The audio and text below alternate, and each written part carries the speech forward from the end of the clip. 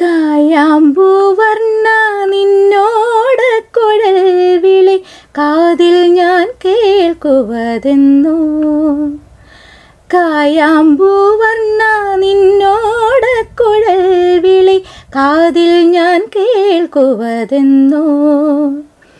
കള്ളക്കുറുമ്പാ നീ താളം പിടിക്കുമ്പോൾ ഞാനൊന്നു പാടുവതെന്നോ. എൻ്റെ പാട്ടാൽ നീ മാറുവതെന്നോ. കായാമ്പൂവർണ്ണ കണ്ണാ.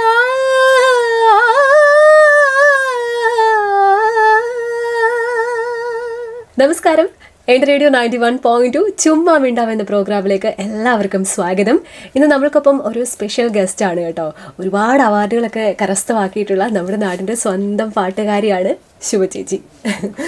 സ്വാഗതം. നമസ്കാരം. എന്തൊക്കെയുണ്ട് വിശേഷങ്ങൾ? സുഖം. സുഖം. സംഗീതമായിട്ട് മുന്നോട്ട് പോകുന്നു. സംഗീത ജീവിതം എങ്ങനെയുണ്ട്? കുഴപ്പമില്ല, സന്തോഷമായിട്ട് തന്നെ മുന്നോട്ട് പോകുന്നു. അപ്പോൾ ശരിക്കും ഇപ്പോൾ ഒരുപാട് വർഷമായിട്ട് ഇങ്ങനെ സംഗീത ലോകത്തൂടെ കടന്നു വരുന്നത് അല്ലേ? ഇപ്പോൾ സ്കൂളൊക്കെ ഉണ്ട്. എന്താണ് സ്കൂളിന്റെ പേര്? Hamsadhwani school of music. അത് എവിടെയായിരുന്നു? പിന്നെ വേറൊരു ബിൽഡിംഗ് എടുത്ത് നമ്മൾ ചെയ്യുന്നുണ്ടായിരുന്നു. പക്ഷെ കോവിഡ് ടൈമൊക്കെ ആയപ്പോഴത്തേന് കുട്ടികളൊക്കെ ആകാത്ത ഒരു സമയമാണല്ലോ. അപ്പം അങ്ങനെ വന്നപ്പോൾ ഞാൻ വീട്ടിൽ തന്നെ ക്ലാസ് തുടങ്ങി. അപ്പോൾ വീട്ടിൽ തന്നെ എടുക്കുന്നത്, പല ബാച്ചായിട്ട് ചെയ്യുന്നുണ്ട്. എത്ര കുട്ടികളുണ്ടാവും ചേച്ചി? ഒരുപാട് കുട്ടികളില്ല, കാരണം എൻ്റെ പ്രൊഫഷനും ഇതും കൂടെ മാനേജ് ചെയ്ത് പോകണമല്ലോ. റെക്കോർഡിംഗ് ഉണ്ടെങ്കിൽ അങ്ങനെ പോകണം, പിന്നെ അല്ലാതെ കുറച്ച് കാര്യങ്ങൾ ഫംഗ്ഷനൊക്കെ പങ്കെടുക്കേണ്ടതായിട്ടൊക്കെ വരുമ്പോൾ അങ്ങനെയൊക്കെ. അതുകൊണ്ട് ഞാൻ അധികം കുട്ടികളില്ല, ഒരു 50 താഴെ ഉള്ളൂ. ശരിക്കും പറഞ്ഞാൽ ചേച്ചി ഒരുപാട് ദിവസങ്ങളായിട്ട് നമ്മളൊന്ന് കൊണ്ടുവരാനായിട്ട് ശ്രമിക്കുന്നുണ്ട്. ചേച്ചി ഭയങ്കര തിരക്കായിരുന്നു അല്ലേ? അങ്ങനെയല്ല, അങ്ങനത്തെ തിരക്കൊന്നും അല്ല. വേറെ ചിലപ്പം സുഖമില്ലായ്മ വരും, അങ്ങനെ ചിലപ്പോൾ ക്ഷീണമൊക്കെ കാണും, അങ്ങനെയൊക്കെ ഉള്ള തിരക്കേ ഉള്ളൂ. പിന്നെ എന്തെങ്കിലും ഫംഗ്ഷനൊക്കെ പോകേണ്ടതായിട്ട് വരും, അങ്ങനെയൊക്കെ ഉള്ളൂ. ഓക്കെ. അപ്പോൾ ചേച്ചിയുടെ സംഗീത ജീവിതത്തിലേക്ക് പോവുകയാണെന്നുണ്ടെങ്കിൽ നമ്മളെപ്പോഴും ആ ഒരു കുട്ടിക്കാലത്ത് തന്നെ അല്ലേ നമ്മുടെ അഭിരുചി കണ്ടുപിടിക്കപ്പെടുന്നു എന്ന് പറയുന്നത്, അത് ശരിക്കും അതൊരു ഭാഗ്യമാണ് അല്ലേ ചേച്ചി? ഇപ്പോൾ പെട്ടെന്ന് തന്നെ കുട്ടികളുടെ കഴിവുകളൊക്കെ മാതാപിതാക്കൾ പെട്ടെന്ന് തന്നെ ക്യാച്ച് ചെയ്തെടുക്കുന്നുണ്ട്, കുട്ടികൾക്ക് എന്ത് കഴിവാണുള്ളതെന്ന്. പക്ഷേ ചേച്ചിയുടെയൊക്കെ ആ ഒരു കാലഘട്ടത്തിൽ ചേച്ചി ആരായിരുന്നു കൂടുതൽ ഹെൽപ്പ് ചെയ്തിട്ടുള്ളത് അതിനൊക്കെ? എൻ്റെ വീട്ടിൽ തന്നെയാണ് അതിൻ്റെ തുടക്കം. കാരണം കലാപാരമ്പര്യമുള്ള കുടുംബമാണ് എൻ്റേത്. അമ്മയും കുറച്ചൊക്കെ പാടും. പിന്നെ അന്നത്തെ കാലത്ത് സ്ത്രീകളൊന്നും മുഖ്യധാരയിലേക്ക് വരുന്ന ഒരു കാലഘട്ടമല്ല. അപ്പം അമ്മയുടെ പാട്ടുകളൊക്കെ കേട്ടാണ് ഞങ്ങൾ മക്കളൊക്കെ വളർന്നത്. പിന്നെ എൻ്റെ സഹോദരങ്ങൾ, ജ്യേഷ്ഠ സഹോദരങ്ങൾ ഈ കലാ ഫീൽഡിലുണ്ട്. അപ്പം അവരുടെ കൂടെയൊക്കെ ഞാൻ ഉൾപ്പെട്ട പ്രോഗ്രാം അല്ലെങ്കിൽ പോലും ഞാൻ അവരുടെ കൂടെയൊക്കെ പോകും. ഭക്തിഗാനങ്ങൾ, ഭജനയൊക്കെ പാടിയിട്ടുണ്ട്. അവരുടെ കൂട്ടത്തിൽ പോയിട്ട് ഇങ്ങനെ പാടിയിട്ടുണ്ട്. പിന്നെ പന്തളത്തുള്ള ഒരുപാട് കലാകാരന്മാരുണ്ട്, എൻ്റെ സഹോദരങ്ങൾ, എൻ്റെ ജ്യേഷ്ഠന്മാരുടെ സുഹൃത്തുക്കളായിട്ടുള്ള, അവരുടെയൊക്കെ കൂടെ ഇങ്ങനെ പോകും. അപ്പോൾ അതൊരു വലിയ പ്രാക്ടീസ് ആയിട്ടുണ്ട്. അപ്പോൾ കുഞ്ഞിലെ ആയിരുന്നു. അപ്പോൾ ശരിക്കും പന്തളത്താണല്ലേ ചേച്ചി ജനിച്ച് വളർന്നത്? അതെ, പന്തളം. പിന്നെ കരുനാഗപ്പള്ളിയിലേക്ക് വന്നതാണ്? അതെ. പ്രൊഫഷന്റെ ഭാഗമായിട്ട് വന്നതാണോ അതോ ചേട്ടന്റെ വീട് ഇവിടെയാണോ, എങ്ങനെയാണ്?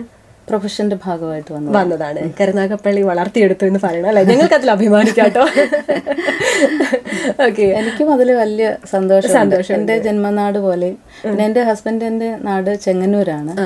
അവിടുന്ന് മാരേജൊക്കെ കഴിഞ്ഞ് ഒരു 5 വർഷം കഴിഞ്ഞപ്പോഴത്തേക്കിന് ഞങ്ങൾ ഇവിടേക്ക് വന്നു, കരുനാഗപ്പള്ളിയിൽ. ഇപ്പോൾ ഒരു 18 വർഷം മേളിലായി കരുനാഗപ്പള്ളിക്കാരായിട്ട്. ശരിക്കും ഇപ്പോൾ കരുനാഗപ്പള്ളിക്കാരെന്ന് പറയുന്നതാണോ ഇഷ്ടം?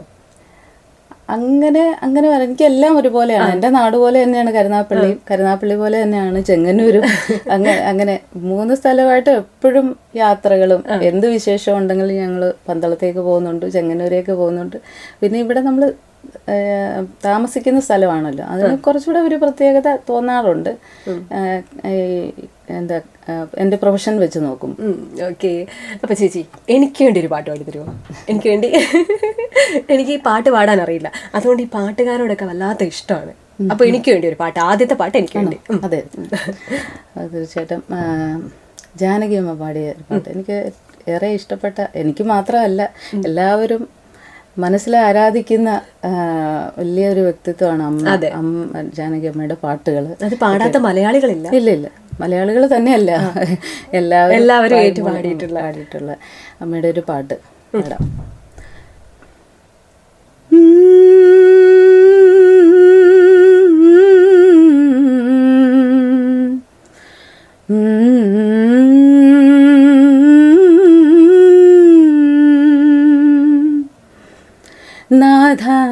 നീ വരും കാലൊച്ച കേൾക്കുവാൻ കാതോർത്തു ഞാനിരുന്നു. താവകവീഥിയിൽ എന്മിഴി പക്ഷികൾ തൂവൽ വിരിച്ചു നിന്നു. നാഥ നീ വരും കാലൊച്ച കേൾക്കുവാൻ. എനിക്ക് ഭയങ്കര സന്തോഷമുണ്ട് കേട്ടോ, കാരണം എനിക്ക് ഒരുപാട് ഇഷ്ടമുള്ളൊരു പാട്ടാണ്. നമ്മളിങ്ങനെ കേൾക്കാൻ എത്ര കേട്ടാലും മതിവരാത്ത പാട്ടുകളുടെ കൂട്ടത്തിലുണ്ടല്ലോ. അത് അനുപല്ലവി കഴിഞ്ഞിട്ട് അതിനകത്ത് ചെറിയൊരു ഡയലോഗുണ്ട്, ഞാൻ എന്ത് പറയാൻ. പിന്നെ ചിരിയുണ്ട്. എനിക്ക് ഭയങ്കര ഇഷ്ടമാണ് അത് വേദിയിലൊക്കെ പാടാൻ, ഒത്തിരി ഇഷ്ടമാണ്. അപ്പോൾ ചേച്ചി ഒരുപാട് വേദികളിൽ പാടിയിട്ടുണ്ടല്ലേ? എത്രത്തോളം വേദികളിൽ പാടിയിട്ടുണ്ടെന്ന് അങ്ങനെ വല്ല എന്തെങ്കിലും ഒരു കണക്കുണ്ടാവുമോ? എനിക്ക് അങ്ങനെ കണക്ക് പറയാൻ അറിയില്ല. എന്നാലും ഞാൻ എൻ്റെ സംഗീത ജീവിതം സ്കൂൾ കാലഘട്ടം മുതൽ തുടങ്ങിയതാണ്. ഞാൻ 3ാം ക്ലാസ്സിലാണ് ആദ്യമായി സ്റ്റേജിൽ പാടുന്നത്. കലോത്സവ വേദിയായിരുന്നു. അപ്പോൾ എനിക്ക് അതിന് വേണ്ടിയിട്ട് പ്രിപ്പയർ ചെയ്തത് അവിടുത്തെ പന്തളം ഗവൺമെൻറ് UPSലാണ് ഞാൻ പഠിച്ചത്. അപ്പോൾ അവിടുത്തെ സംഗീത അധ്യാപകനായിരുന്നു ശ്രീ വെൺമണി സുകുമാരൻ സാർ.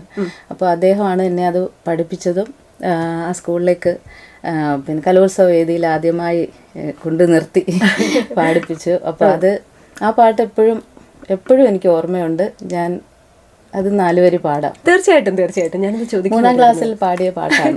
ആ ഒരു 3ാം ക്ലാസ്സിലേക്ക് ഒരു തിരിച്ചുപോക്ക്. ചിത്രവർണ്ണ പൈങ്കിളി ധനുമാസ പൊൻകിളി തുഞ്ചൻ വളർത്തിയ പൈങ്കിളി കൊഞ്ചും മൊഴിയുമായി തഞ്ചത്തിൽ പാടിവാ രാമായണം കഥയൊന്നു പറഞ്ഞു താ പൈങ്കിളി പൈങ്കിളി.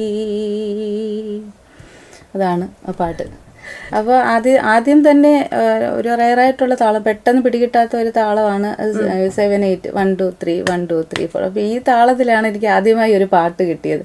അപ്പോൾ സാറിനും ഭയങ്കര സന്തോഷത്തോടെയാണ് പറഞ്ഞു തന്നപ്പോൾ അത് മനസ്സിലായി പാടുന്നുണ്ടല്ലോ എന്നുള്ളൊരു സന്തോഷം സാറിനും ഉണ്ടായി. പിന്നെ ഒരു 6ാം ക്ലാസ് ഒക്കെ ആയപ്പോൾ സാറിൻ്റെ അടുത്ത് സംഗീതം പഠിക്കാൻ സാർ ഇങ്ങോട്ട് പറഞ്ഞതാണ് സംഗീതം പഠിക്കണമെന്ന്. അപ്പോൾ എൻ്റെ അച്ഛനെയൊക്കെ വിളിച്ചുകൊണ്ട് വന്ന് അങ്ങനെ പറഞ്ഞ് മോളെ പഠിപ്പിക്കണമെന്ന് പറഞ്ഞു. അങ്ങനെ സാർ ഏറ്റെടുത്ത ഒരു ശിഷ്യയാണ് ഞാൻ. എന്നും സാറിൻ്റെ ഓർമ്മകൾ ഞാൻ പാദത്തിൽ നമസ്കരിക്കണം എന്ന്.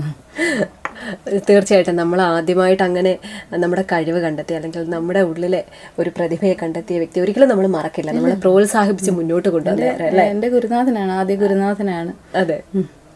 ഓക്കെ ചേച്ചി, പിന്നീട് ഒരുപാട് വേദികൾ കയറി അല്ലേ? എല്ലാം കലോത്സവ വേദികൾ തന്നെയായിരുന്നു പിന്നീടുള്ളതെല്ലാം. അങ്ങനെ ഒരു വർഷം പത്തനംതിട്ട ജില്ലയുടെ കലാതിലകമായിട്ടുണ്ട്. അങ്ങനെ ഒരു വർഷം.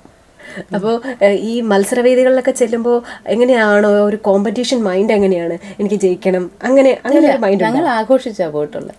അപ്പം സാറ് അതിന് പാട്ട് വിഭാഗത്തിൽ സാറ് തയ്യാറാക്കും.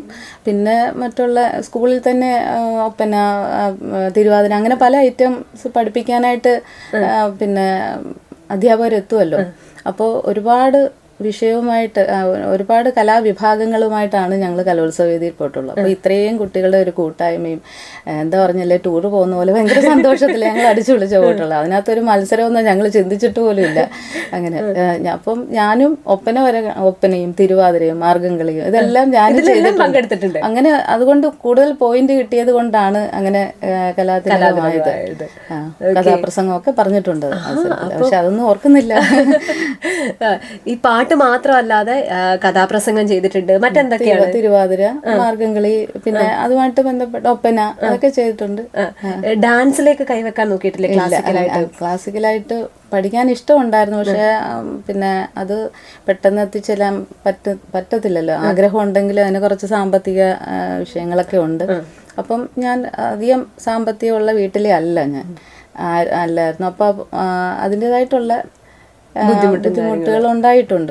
പക്ഷെ അവിടെ നിന്നും നമ്മൾ ഇന്ന് ഒരുപാട് ഉയരങ്ങളിലേക്ക് എത്തിയില്ലേ അല്ലെ? അത് തീർച്ചയായിട്ടും ചേച്ചിയുടെ നല്ലൊരു പ്രയത്നം കൊണ്ട് നേടിയെടുത്തതാണ്.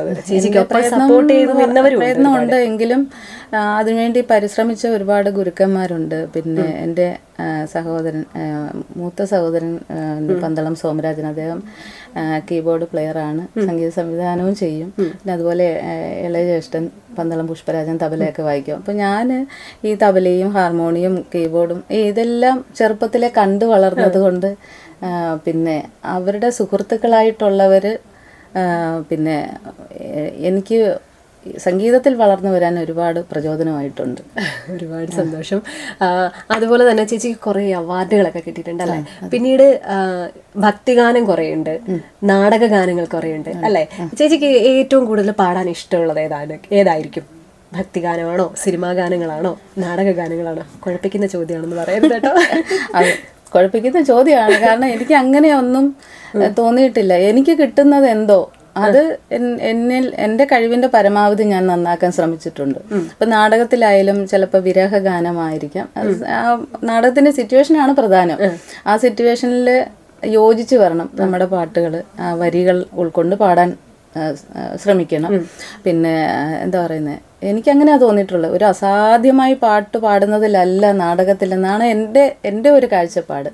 നമുക്ക് ചിലപ്പോൾ ഒരു 4 വരിയേ ഉള്ളെങ്കിലും അത് ചിലപ്പം ആ സിറ്റുവേഷനിൽ അത് മാച്ചാണെന്നുണ്ടെങ്കിൽ ആ പാട്ട് വലിയ പാട്ടാണ്. ഒരു ഹമ്മിങ് ആയിരിക്കും ചിലപ്പോൾ, നാടകത്തിലൊരു ഹമ്മിങ് ആയിരിക്കും ചിലപ്പം. നമ്മളത് കണ്ടുകൊണ്ടിരിക്കുമ്പോൾ, ഞാനും നാടകം കാണാനും പോകാറുണ്ട്. അപ്പോൾ കാണുമ്പോൾ നമുക്കത് ആ ഹമ്മിങ് എത്ര പ്രാധാന്യം ഉണ്ടായിരുന്നു ആ സമയത്ത്, ആ സിറ്റുവേഷനിൽ എന്ന് തോന്നിയിട്ടുണ്ട്. അപ്പോൾ എനിക്കത് പിന്നെ ഏതുതരം പാട്ടെന്ന് പറയാനൊക്കത്തില്ല. ഇതിനകത്ത് ഹാസ്യമായിട്ട് പാടിയിട്ടുണ്ട്, ചിരിച്ചുകൊണ്ട് പാടിയ പാട്ടുകളുണ്ട്, കരഞ്ഞുകൊണ്ട് പാടിയ പാട്ടുകളുണ്ട്. പിന്നെ എന്താ ഉന്മാദമായിട്ട്, അതായത് ഈ നൃത്തനാടകത്തിലൊക്കെ ഈ പിന്നെ സദസ്സിൽ എന്താ പറയുന്നത്, സോമരസം കഴിച്ചിട്ട് പാടുന്ന ആ ഒരു രീതിയിൽ എന്നൊക്കെ വെച്ചിട്ട് അങ്ങനെയുള്ള പാട്ടുകൾ, പിന്നെ ഐറ്റം ഡാൻസ് ഒക്കെ ചെയ്യുന്ന ആ ഒരു പോലത്തെ പാട്ടുകളില്ലേ, അങ്ങനത്തെ പാട്ടുകൾ പാടിയിട്ടുണ്ട്. അപ്പോൾ എന്തായാലും നമുക്ക് പറഞ്ഞു തരുന്നത്, ഇപ്പം സംഗീത സംവിധായകൻ ഇരുന്നുകൊണ്ട് നമുക്ക് അതിൻ്റെ ഡയറക്ടേഴ്സും ഇരുന്ന് ഇതിങ്ങനെയാണ് അതിങ്ങനെയാണ് പാടേണ്ടതെന്ന് പറഞ്ഞാൽ നമ്മൾ ആ രീതിയിൽ തന്നെ പാടാൻ ശ്രമിച്ചിട്ടുണ്ട്. ചിലപ്പോൾ അതുകൊണ്ടൊക്കെ ആയിരിക്കാം ഇങ്ങനെയൊക്കെയുള്ള എന്താ പറയുന്ന ഒരു അംഗീകാരമൊക്കെ തേടി വന്നതെന്നാണ് ഞാൻ വിചാരിക്കുന്നത്. ചേച്ചി ഈ പാട്ട് പാടുക മാത്രമല്ലാതെ പാട്ട് എഴുതാറുണ്ടോ? എഴുതിയിട്ടില്ല. പക്ഷേ പണ്ട് തൊട്ടേ ഇങ്ങനെ ഗാനരചയിതാക്കൾ തരുന്ന വരികൾ നമ്മളിങ്ങനെ എഴുതുമ്പോൾ എനിക്ക് മലയാളത്തിൽ കുറച്ചുകൂടെ, അത് പണ്ട് തൊട്ടേ അങ്ങനെയാണ്, എനിക്ക് ഭയങ്കര ഒരു അടുപ്പമുണ്ട്. എന്നാൽ സാഹിത്യപരമായിട്ടൊന്നും വലിയ അറിവൊന്നുമില്ല, എങ്കിൽ പോലും എഴുതിയുള്ള ശീലമാണ്. പണ്ട് തൊട്ടേ പാട്ടുകൾ, നമ്മുടെ കൈവരുന്ന പാട്ടുകൾ ഇങ്ങനെ എഴുതി അപ്പോൾ നമുക്ക് കൂടുതൽ ആ വാക്കിനോട് നമ്മളൊന്ന് അടുക്കുമല്ലോ. അടുക്കുമ്പോൾ അത് എന്താണ് അത് വരാൻ പോകുന്നത്. ഇപ്പോൾ സംഗീത സംവിധാനം ചെയ്യുമ്പോൾ പിന്നെ സംഗീതം ചെയ്യുന്ന ഗുരു അത് പറഞ്ഞു തരുമ്പം നമുക്ക് ഏകദേശമൊക്കെ അത് എന്തായിരിക്കാം ഉദ്ദേശിക്കുന്നതെന്നുള്ള ഒരു ബോധ്യം നമുക്കുണ്ടാകും. തീർച്ചയായിട്ടും ഞാൻ എഴുതിയിട്ടില്ല, സ്വന്തമായി എഴുതിയിട്ടില്ല. സംഗീതം ചെയ്തിട്ടുണ്ടോ? സംഗീതം ചെയ്തിട്ടുണ്ട്. അപ്പോൾ അതെങ്ങനെയാണ്, അതിൻ്റെ ഒരു എക്സ്പീരിയൻസ് എന്താണ്?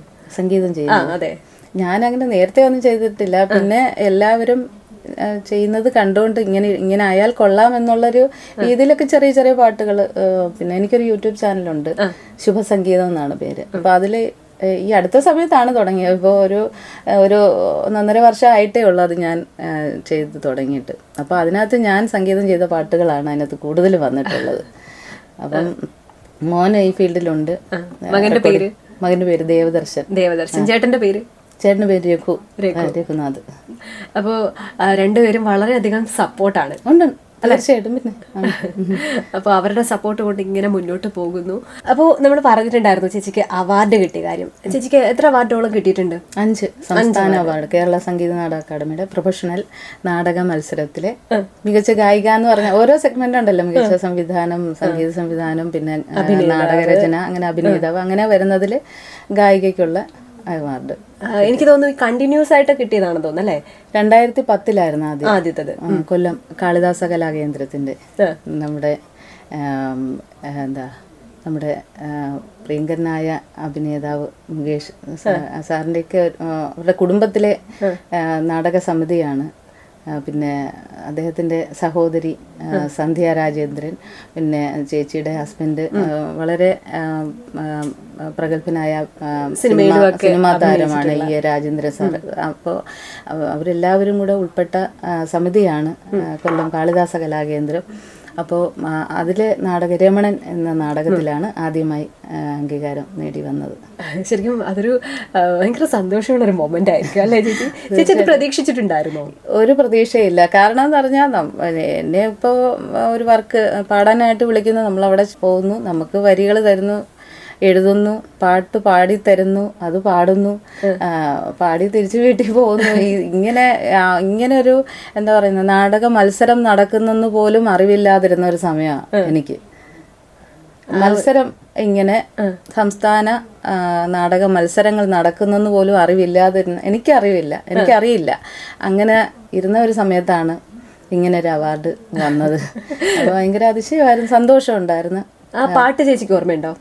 അത് പിന്നെ കാനന ചായയിൽ ആട് മേയ്ക്കാൻ, അത് രമണൻ സിനിമയിലേക്ക് വേണ്ടിയിട്ട് രമണൻ സിനിമയാക്കിയപ്പോൾ പാടിയിട്ടുണ്ട്. അപ്പോൾ അത് തന്നെ അതിൻ്റെ കഥയിൽ കുറച്ചുകൂടെയൊക്കെ ഒന്ന് നാടകത്തിന് വേണ്ടിയിട്ടുള്ള കാര്യങ്ങളൊക്കെ ചെയ്തുകൊണ്ടാണ് അത് ചെയ്തിരിക്കുന്നത്. അപ്പോൾ കാനന ചായയിൽ അത് പിന്നെ എന്താ വിരഹമായിട്ട് പാടിയിട്ടുണ്ട്, എന്താ പറയുന്നത് ഹാസ്യമായിട്ട് പാടിയിട്ടുണ്ട്, പിന്നെ മെലഡി ആയിട്ട് പാടിയിട്ടുണ്ട്, പിന്നെ ലവ് സോങ് അങ്ങനെ ആയിട്ടൊക്കെ പാടിയിട്ടുണ്ടത്.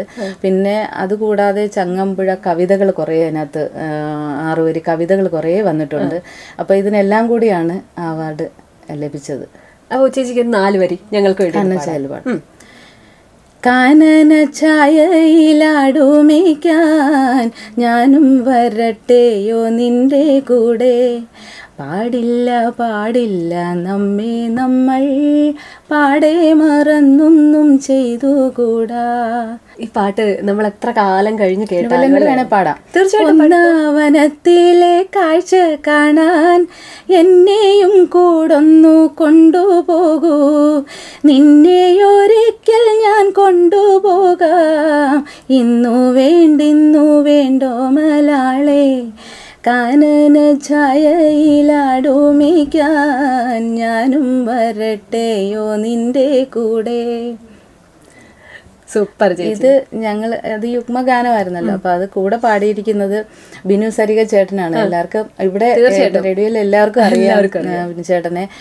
പിന്നെ ഒരുപാട് നാടകങ്ങൾ പിന്നെ പാടുന്നുണ്ട്. പിന്നെ അതുകൂടാതെ സ്റ്റേജ് ഷോസ് ഒരുപാട് ചെയ്യുന്നുണ്ട്. ഏറ്റവും പ്രിയപ്പെട്ട എൻ്റെ ജ്യേഷ്ഠനാണ് ബിനു സരിക ചേട്ടൻ. ഭയങ്കര സപ്പോർട്ടാണ് എനിക്കും എന്നോടും. അതുപോലെ ഞങ്ങൾ എല്ലാവരും തമ്മിൽ ഒരുമിച്ചിരുന്നാണ് പാട്ട് എഴുതുന്നതും പാട്ട് പഠിക്കുന്നതും. അപ്പോൾ ആർക്കാണോ ഒന്നും അറിയില്ല, കമ്പോസിങ്ങിന് ഇരിക്കുമ്പോൾ ഞങ്ങൾ ഒരുമിച്ചിരുന്ന് അതൊക്കെ എഴുതാറുണ്ട്, പാടാറുണ്ട്. അങ്ങനെ പിന്നെ ഫൈനലി വരുമ്പോഴായിരിക്കും ചിലപ്പോൾ വേറെ ആർക്കെങ്കിലും വെച്ചിരിക്കുന്ന പാട്ടായിരിക്കും, നമുക്കതൊന്നും നോക്കേണ്ട കാര്യമില്ലല്ലോ. നമ്മളിരുന്ന് കമ്പോസിങ്ങിന് ഇരിക്കുന്നു, പാടുന്നു, അതൊക്കെ വലിയൊരു ആഘോഷം തന്നെയാണ്. പിന്നെ ഈ അംഗീകാരങ്ങളെല്ലാം നേടാൻ ഭാഗ്യമുണ്ടായത് പിന്നെ പലതവണ കേരള സംഗീത നാടക അക്കാദമിയുടെ സംഗീത സംവിധായകനുള്ള അവാർഡ് നേടിയ ശ്രീ അഞ്ചൽ ഉദയകുമാർ അദ്ദേഹമാണ്. സാറിൻ്റെ പാട്ടുകളാണ് ഏറെക്കുറെ എല്ലാം അംഗീകാരങ്ങൾ നേടാൻ സാധിച്ചിട്ടുള്ളത്. പിന്നെ നിരവധി നാടക ഗാനങ്ങൾ അദ്ദേഹത്തിന് സംഗീതത്തിൽ പാടാൻ ഭാഗ്യം ലഭിച്ചിട്ടുണ്ട്. ഇപ്പോഴും പാടിക്കൊണ്ടിരിക്കുകയാണ്. 5 അവാർഡ് കിട്ടിയിട്ടുണ്ട് അല്ലേ ചേച്ചി? അപ്പോൾ ലേറ്റസ്റ്റ് ആയിട്ട് കിട്ടിയത് പിന്നെ 2023 അത് പിന്നെ കൊല്ലം കാളിദാസ കലാകേന്ദ്രത്തിൻ്റെ തന്നെ ചന്ദ്രികയ്ക്കുമുണ്ടൊരു കഥ, പിന്നെ അതുപോലെ കൊച്ചിൻ ചൈത്രതാരയുടെ ഞാൻ എന്ന നാടകം, 2 നാടകം കൂടി ചേർത്താണ് അന്ന് അവാർഡ് ഗാനത്തിന് കിട്ടിയത്. പിന്നെ ആദ്യത്തെ 2010 ശേഷം പിന്നെ 2016 കിട്ടിയായിരുന്നു കോഴിക്കോട് രംഗഭാഷയുടെ കുടുംബനാഥൻ്റെ ശ്രദ്ധയ്ക്ക്. അത് 2016 പിന്നെ അതിനുശേഷം 2017 2 നാടകത്തിന്, അതും കാളിദാസ കലാകേന്ദ്രത്തിൻ്റെയും പിന്നെ ഓച്ചിറ സരികയുടെ രാമേട്ടൻ, കരുണയും രാമേട്ടനും, അങ്ങനെ 2 നാടകത്തിന് ആ വർഷം കിട്ടുകയുണ്ടായി. പിന്നെ 2018 ഇവൻ നായിക, ഓച്ചിറ നാടകരംഗത്തിൻ്റെ ഇവൻ നായിക, അതിൽ കിട്ടിയിട്ടുണ്ട്. അപ്പോൾ ഇങ്ങനെ കണ്ടിന്യൂസ് ആയിട്ട് ഇങ്ങനെ കുറേ അവാർഡുകളൊക്കെ വാങ്ങിക്കൂട്ടിയല്ലേ? ശരിക്കും നമ്മൾ ഈ ഓരോ അവാർഡ് കിട്ടുമ്പോൾ അടുത്ത അവാർഡ് നമുക്ക് കിട്ടോ എന്നൊരു സംശയം ഉണ്ടാവും അല്ലേ? അടുത്തതിന് കൊടുത്തു കഴിയുമ്പോൾ നമുക്ക് കിട്ടോ, ചെറിയ ടെൻഷനും കാര്യങ്ങളൊക്കെ ഉണ്ടാവും. ഒരു ടെൻഷനും ഇല്ല, ഒന്നുമില്ല, പ്രതീക്ഷിച്ചിട്ടേ ഇല്ല. അങ്ങനെ ടെൻഷന്റെ കാര്യം അതിനകത്ത് വരുന്നില്ല. പ്രതീക്ഷിക്കുമ്പോഴാണല്ലോ ഒരുപാട് പാട്ടുകാർ കലാകാരന്മാരാണ് ഇപ്പൊ ശരിക്കും ഒരുപാടുള്ളതെന്ന് എനിക്ക് തോന്നുന്നു. ഈ ഫീൽഡില് ഈ ഓരോ മേഖല എടുത്ത് നോക്കിയാൽ ഏറെക്കുറെ പിന്നെ കലാകാരന്മാരാണ് കൂടുതലായിട്ട്. അതെ, എനിക്ക് തോന്നുന്നു ചേച്ചി മുൻപൊക്കെ, അതായത് ചേച്ചി പറഞ്ഞില്ലേ ചെറുപ്പത്തില് ഇത് കഴിവ് കണ്ടുപിടിക്കാൻ അല്ലെങ്കിൽ അത് മുന്നോട്ട് കൊണ്ടുവരാൻ സ്ത്രീകൾക്കായാലും പ്രയാസമായിരുന്നു എന്ന്. പക്ഷെ ഇപ്പോൾ സോഷ്യൽ മീഡിയ അങ്ങനെയൊക്കെയുള്ള കാര്യങ്ങളൊക്കെ ഉള്ളത് കൊണ്ട് ഒരുപാട് പേര് ഇതുമായിട്ട് മുന്നോട്ട് വരുന്നുണ്ട്. തീർച്ചയായിട്ടും അല്ലേ, ഒരു ഗുണം തന്നെയാണ് അവരവർക്കുള്ള കഴിവുകൾ അത് പുറത്തെടുക്കാനും പിന്നെ അത് ലോകം മുഴുവൻ കാണാനുള്ള ഒരു സംവിധാനം. ഇപ്പോൾ ഞാനൊക്കെ ഗാനമേളയ്ക്ക് പോയിരുന്ന സമയത്ത് ഒരു പാട്ട് പഠിക്കണമെങ്കിൽ എന്താ പറഞ്ഞ ടേപ്പ് റെക്കോർഡ് നമുക്ക് സ്വന്തമായിട്ടില്ല. പിന്നെ വന്നത് വാക്മാൻ, ഒരു ചെറിയ ടേപ്പ് റെക്കോർഡുണ്ടല്ലോ, ഇത്രയും സോപ്പുപെട്ടി പോലത്തെ. അപ്പോൾ അതിൻ്റെ കാലം വന്നു. അപ്പോൾ അതിൽ നമ്മൾ കാസറ്റ് ഇട്ട് പാട്ട് പഠിക്കും. ചിലപ്പോൾ ഇതൊക്കെ മാഞ്ഞു പോകും. പാട്ട് ഒന്നുകൂടെ കേൾക്കണമെങ്കിൽ ചിലപ്പോൾ പറ്റിയെന്ന് വരത്തില്ല. ഞാൻ റേഡിയോ കൂടെ കേട്ട് പഠിച്ച പാട്ടുകൾ വേദിയിൽ പാടിയിട്ടുണ്ട് ഗാനമേളയ്ക്ക്. റേഡിയോയിൽ ചലച്ചിത്ര ഗാനങ്ങൾ വരുമല്ലോ, അങ്ങനെ പാടിയ സന്ദർഭമുണ്ട്. ഇപ്പൊ അതൊന്നും ഇല്ലല്ലോ. എപ്പോഴും ഒരു പാട്ട് വേണമെങ്കിൽ സമയത്തും എല്ലാ ഡീറ്റെയിൽസും നെറ്റിൽ എന്തായാലും കിട്ടും. അതുപോലെ പണ്ട് ഈ വരികളൊക്കെ എഴുതി വെച്ച് അല്ലെ, ആ ബുക്കൊക്കെ സൂക്ഷിച്ചേക്കാറുണ്ട്? എല്ലാ ബുക്കും സൂക്ഷിച്ചിട്ടുണ്ട്. പിന്നെ ആദ്യ കാലഘട്ടത്തിൽ എനിക്ക് പിന്നെ കൃത്യമായി എഴുതണമെന്ന് അറിയില്ലായിരുന്നു. അത് പാട്ട് മാത്രം എഴുതി പോയ ബുക്കുകൾ ഇരിപ്പുണ്ട് ആദ്യ കാലഘട്ടത്തിൽ ഈ റെക്കോർഡിങ്ങിന് വരുന്ന. ഒരിക്കലും എന്താ പറയുന്നത്, നാടകത്തിലേക്കോ നൃത്തനാടകത്തിലേക്കോ ഒന്നും അങ്ങനെയൊന്നും വരുമെന്നൊന്നും പ്രതീക്ഷിച്ചൊന്നുമല്ല. പിന്നെ ഓരോ കോണ്ടാക്ട് ബേസിൽ ഇപ്പോൾ ആദ്യത്തെ ഒരു വർക്ക് ഞാൻ പാടിയത് ഒരു നൃത്ത നാടകത്തിന് വേണ്ടിയിട്ടായിരുന്നു. കോട്ടയം പിരമിഡ് സ്റ്റുഡിയോയിൽ, കേരളത്തിലെ അറിയപ്പെട്ട സ്റ്റുഡിയോ ആയിരുന്നു. ഒരുപാട് പിന്നണി ഗായകരൊക്കെ വന്ന് പാടിയിട്ടുള്ള സ്റ്റുഡിയോ. അപ്പോൾ അവിടേക്ക് ആദ്യമായിട്ടൊരു എൻട്രി കിട്ടുന്നത് ഞാൻ പറഞ്ഞില്ലേ എൻ്റെ ജ്യേഷ്ഠൻ സോമരാജൻ. അപ്പോൾ അദ്ദേഹത്തിൻ്റെ അടുത്ത സുഹൃത്ത് പിന്നെ അടൂരുള്ള സണ്ണി എന്ന് പറഞ്ഞ ചേട്ടനുണ്ട്. അപ്പോൾ എന്നെ കുഞ്ഞുനാളിൽ തൊട്ട് കാണുന്നത്. അപ്പം എനിക്കൊരു അവസരം കൊടുക്കണമെന്ന് വിചാരിച്ചിട്ട് പിന്നെ അതിൽ ഉണ്ടായിരുന്ന റെക്കോർഡിങ്ങിൽ ഒരു നൃത്ത നാടകത്തിൻ്റെ വർക്കിന് വേണ്ടിയിട്ട് എന്നെ പാടാൻ ക്ഷണിച്ചു. അങ്ങനെയാണ് ആദ്യമായി ഞാൻ സ്റ്റുഡിയോ ഒക്കെ കാണുന്നത്. അപ്പോൾ അതൊരു ആഘോഷ ഗാനങ്ങളായിരുന്നു ആദ്യം പാടിയത്. വൃശ്ചിക മാസപ്പൂക്കണി കാണാൻ പോരടി പെണ്ണാളെ, രാമച്ച പന്തലിലെത്തുമോ മെൽ പൈങ്കിളിയെ, അങ്ങനെ ഒരു പാട്ട്, ഒരു ആഘോഷ പാട്ടാണ് അത്. പിന്നെ ഞാൻ അന്നൊരു വലിയൊരു ഭാഗ്യം ഉണ്ടായെന്ന് പറഞ്ഞാൽ, നമുക്ക് അറിയാമല്ലോ കോട്ടയം ആലീസി വെച്ച് എല്ലാവർക്കും സുപരിചിതയായ ഗായികയാണ് കോട്ടയം ആലീസി ചേച്ചി. ഗാനമേളയുടെ ചക്രവർത്തിനി എന്ന് പറയാം, നമ്മുടെ പിന്നെ ഇടാ വിഷക്കെ പോലെ തന്നെ അങ്ങനെയൊക്കെ അറിയപ്പെടുന്ന ആലീസ് ചേച്ചി ആ വർക്കിനുണ്ടായിരുന്നു. പിന്നെ അതുപോലെ വളരെ പ്രശസ്ത ഗായകൻ ഡോക്ടർ പന്തളം ബാലൻചേട്ടൻ, അതും എൻ്റെ റിലേഷൻപ്പെട്ട എൻ്റെ സഹോദരനാണ്. അപ്പം ഈ ഇത്രയും വലിയ ഗായകരുടെയൊക്കെ ഒപ്പം ഒന്ന് നിൽക്കാനോ പിന്നെ അവർക്ക് വേണ്ടി ട്രാക്കും പാടി ആ വർക്കിന് ഞാൻ. അപ്പോൾ അങ്ങനെയൊക്കെ ഒന്ന് ഒരുമിച്ച് കൂടാനും ആ കോണ്ടാക്ട് ബേസിലാണ് പിന്നീട് ഓരോ വർക്കുകൾ വന്നുകൊണ്ടിരുന്നത് നൃത്തനാടകത്തിന് വേണ്ടി. അങ്ങനെ അപ്പം പിന്നീട് എനിക്ക് നാടകം പാടണോ, എനിക്ക് അതിനെപ്പറ്റി ഒന്നും അറിയില്ല. എന്നെ വിളിക്കുന്നു, വർക്കിന് വിളിക്കുന്നു. അന്നൊക്കെ ഫോണും ഇല്ലല്ലോ. ഞാൻ പിന്നെ സ്വാതിരുന്ന സംഗീത കോളേജിലാണ് പഠിച്ചത്, സംഗീതം കോഴ്സ് ചെയ്തത് ഗാനഭൂഷണം. അപ്പോൾ ഒരു 3-ാം വർഷമൊക്കെ ആയപ്പോൾ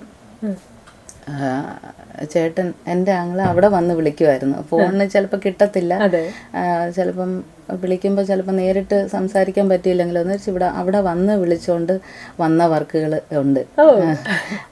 അങ്ങനെ വന്നിട്ടുണ്ട്. പിന്നെ അതുപോലെ പത്തനംതിട്ട സാരംഗിലാണ് എന്നിലെ ഗായിക പ്രേക്ഷകർ അറിഞ്ഞു തുടങ്ങിയത്. സാരംഗ് എന്ന് പറഞ്ഞ സമിതിയിലാണ്. അപ്പോൾ എനിക്ക് പേടിയായിരുന്നു ഗാനമേളയ്ക്കൊക്കെ പാടാൻ, കാരണം എനിക്ക് പാട്ടറിയില്ല.